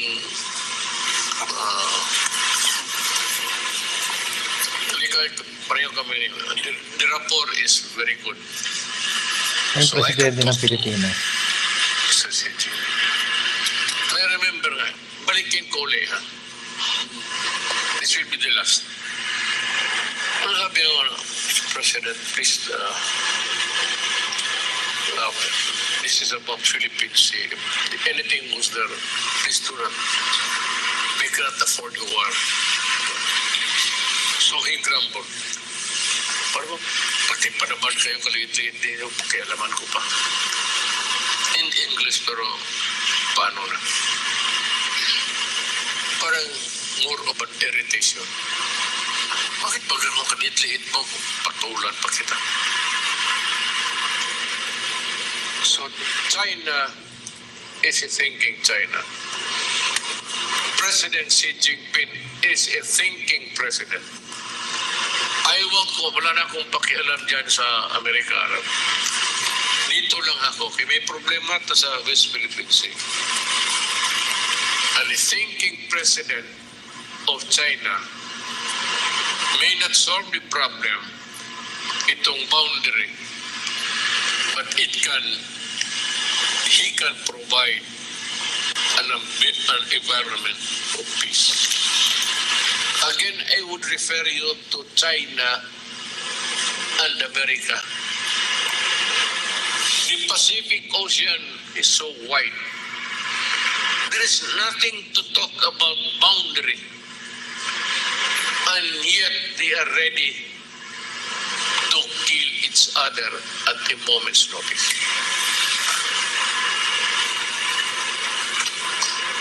Kaya West Philippine Sea, makita tayo doon sa West Philippine Sea, putang kayo. Doon ko kayo ihulog sa West Philippine Sea. Ipakain ko kayo sa mga pating doon. Maraming salamat po, Pilipino. Balikan niyo, rewind niyo itong video to. At maganda. Nagyaya ng PP4 si Pangulo pag hindi nagtino itong mga para dito po sa inyong programa Gikan sa MASA para sa MASA. At sa bawat mamamayang Pilipino, isa naman pong mga kahulugan at napakahalagang talakayan pa sa atin. At iba yung kapahayagan ng pong atin natanggap sa mga pangyayari dito sa ating bansa, maging sa ating mga, sa iba't ibang bansa dito sa sanlibutan. At para po sa mga pagpapala, narito po ang ating pinakamahalang pastor para po sa kanyang mensahe at mas sa pagpapala sa bawat isa sa atin. Alam mo, Mayor, kaya namimiss ka ng mga kababayan natin because you never changed. You are you.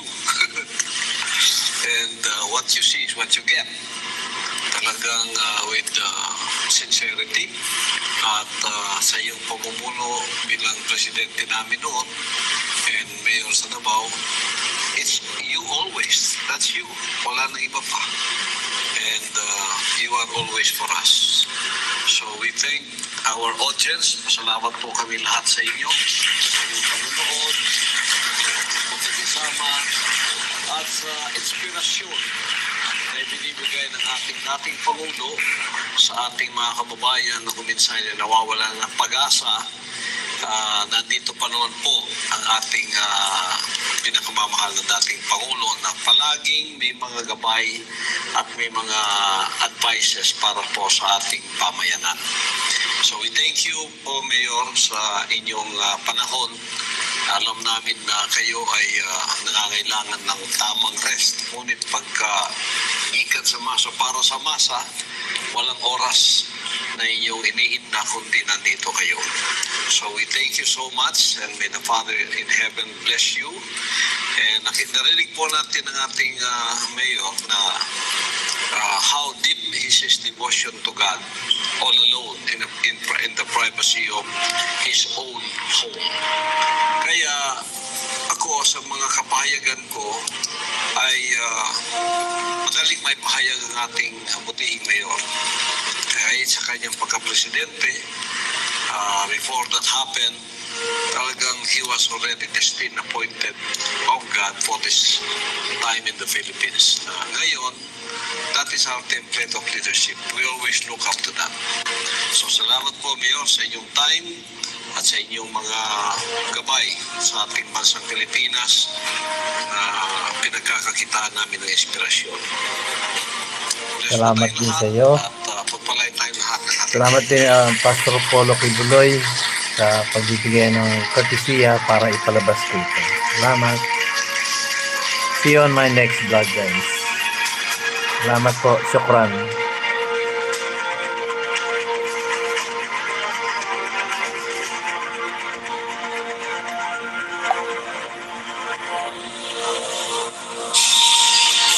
Subscribe to SMNI News.